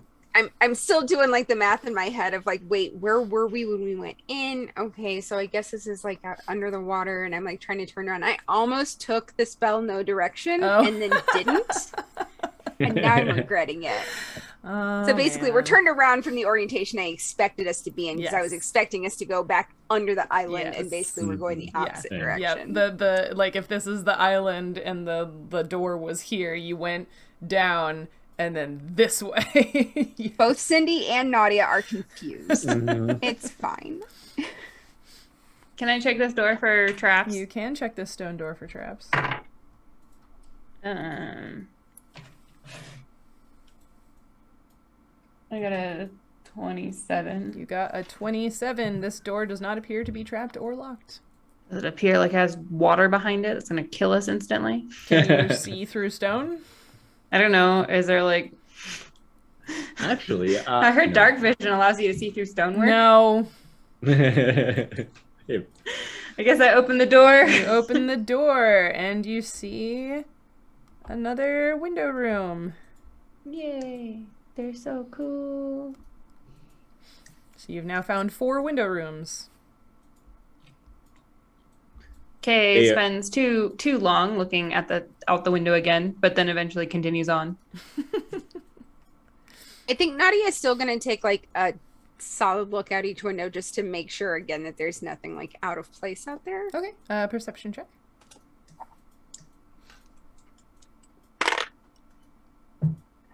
22. 22. You see a small group of dolphins swimming by. They're jerks, but other than that, nothing amiss. Yeah. Are they like bouncing and currently? around? No, they're just swimming. But dolphins are always jerks in their heart. You're not wrong, though, is the thing. True. I'm solidly a shark girl, but anyway. And then, Kay, if you go down into this big open room... you see another room that has like a stone counter, and some empty stone chests and some shelves again with a few ceramic and glass containers. There are also some pots and pans, and next to the stone counter is what looks like a stone like oven stove thing, with a place that you imagine could have like held wood for a fire, because there are still some bits of like, I mean, it's like gross, damp, but like ash in there. And if you wanted to search this room to see if there's anything else interesting, like more glasses for Cedric, you certainly can. Would that be a search or a perception? Search. 19. So you sort of root among all of the containers on the shelves, and you find 5 more of the little glass containers that Cedric was looking for. And you also find this mug that just like doesn't seem like anything else on the shelves. Like it was not made by the same craftsperson, very obviously. Like it looks out of place, seems like it could be special for some reason. Hey, Cedric, get over here, because you're the one that's worried about magic items. Okay, but there's like a big, like, kind of teal fish out here that's like looks like it might be about to eat this other, like, kind of long, skinny fish. Okay, I'm coming. He points out the mug to him. See, like, I mean, I'm not a craftsman. I mean, I'm not a craftswoman either, but that looks like a thing that doesn't belong here, right? Should we take it? Do you think we'll be cursed? Yeah, you want to drink your tea out of it? I mean, it's pretty. Does it look damaged or dirty? Not really. Is it like a ceramic or stone or metal? Yeah, it's ceramic. It's kind of plain looking, but like just like it doesn't look like it fits with the rest of the collection of implements that are here. Yeah, the style doesn't match. Okay. Like whoever made this. Does she blow up? No, she does not blow up. She's cursed though. Yeah, I mean, clearly not made around here because there's not a lot of clay on islands. It's my dwarven geology knowledge tells me. So probably an import from just, somewhere. She puts it in her bag. Okay. Yeah. You have a mystery mug. Mystery mug. I mean, just a mug for now. Just a mug for now. It magically fills up with coffee all by itself. More room to check. Yeah. Yeah. There's this hallway right to the left here. Yeah. That'll take us back to where we started. Yep. So are these all the rooms? We did it? No, there's one more room. There's one room to the south. Oh yeah. Yeah, there's one to the Two bottom more rooms as to well. check. I checked this one for traps, I guess. Okay. I got a natural 19. Okay. So it does not appear to be total. trapped or locked. She goes in. It's another one of these rooms with bits of refuse and a stone box. And for, expediency's sake, I'll tell you this last one, same dealio. And I can send y'all in the Discord a complete list of all the treasure you found, just so we're for sure. Nautia, since you had been asking before about where did all the water go, because as you continued to tramp around in here, the water continued to go down until eventually there wasn't any more water in here. It's just all slick and wet. You've been sort of scrutinizing everywhere you went, and in all of the rooms to, on the map, what is the north of the two stone doors that were kind of midway between hallways, in all of those rooms you see little holes or like sets of holes in the floors that look like they could be drains of some kind. Okay. And that was all the ones that were north of the and also the ritual chamber has a drain in it too. Okay. What about this last door? It's also not trapped or locked. And it's another one of those rooms with a box in it. And more treasure in the box. More treasure in the box, which I can send you all of that. Yes. Okay. Excellent. All right. So we've got a temple. One room is just the ocean. The rest are just rooms. and then we've got the ceremony room. Correct. In the middle. Yeah. Hooray. You investigated the temple today. Yay! So that is about all the time we have today, but thank you so much for hanging out with us and watching them find the ocean. Found it! We found it! And talk about the Umbrella Empire, and give an umbrella to a strange child they found. Sure, that will go well, no problems whatsoever. So coming up on the schedule... when do we get to come back and finish the temple? So coming up on the schedule on Sunday, June 5th, we will be having a special one-shot with Lucas, the creator of the Book of Extinction. I've wrestled up a group of science-y people, one person you've seen on the show a few times before, and two new folks, as well as myself and Lucas for this one-shot, where we're going to be using some of the creatures out of this new Book of Extinction that he's working on creating, which would be really fun. The next Sunday, June 12th, will be our next nature chat. And then the next Arda Campaign sessions will be June 19th and 26th. So you'll have to wait a while for us to come back for more Arda. We got to back to back. My fault. I'm going to be in the Amazon. Back-to-back ones. That's all right. Nancy's going to be in the Amazon. But our frenemy, Andrew, his show, The First Watch, the YouTube channel that they run will be publishing a brand new campaign starting on Tuesday, May 31st, and I am in it.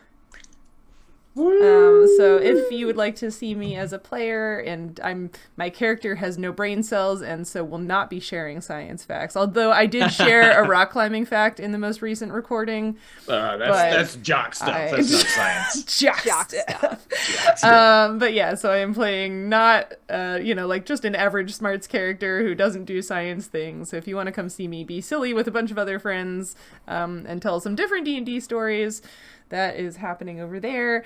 Go check out Treetops and Tarasques. Nancy and I want to take you to Ecuador so that we can play D&D in the Cloud Forest because it's so beautiful. And of course, follow everyone here on all of the socials. And you can check out video game streams on Thursdays when one of us feels like it. And is not doing field work or tours or whatever. But yeah, you can also come hang out with us on our Discord, and we will see you later. Thanks so much, everybody. Bye. Good night. Bye.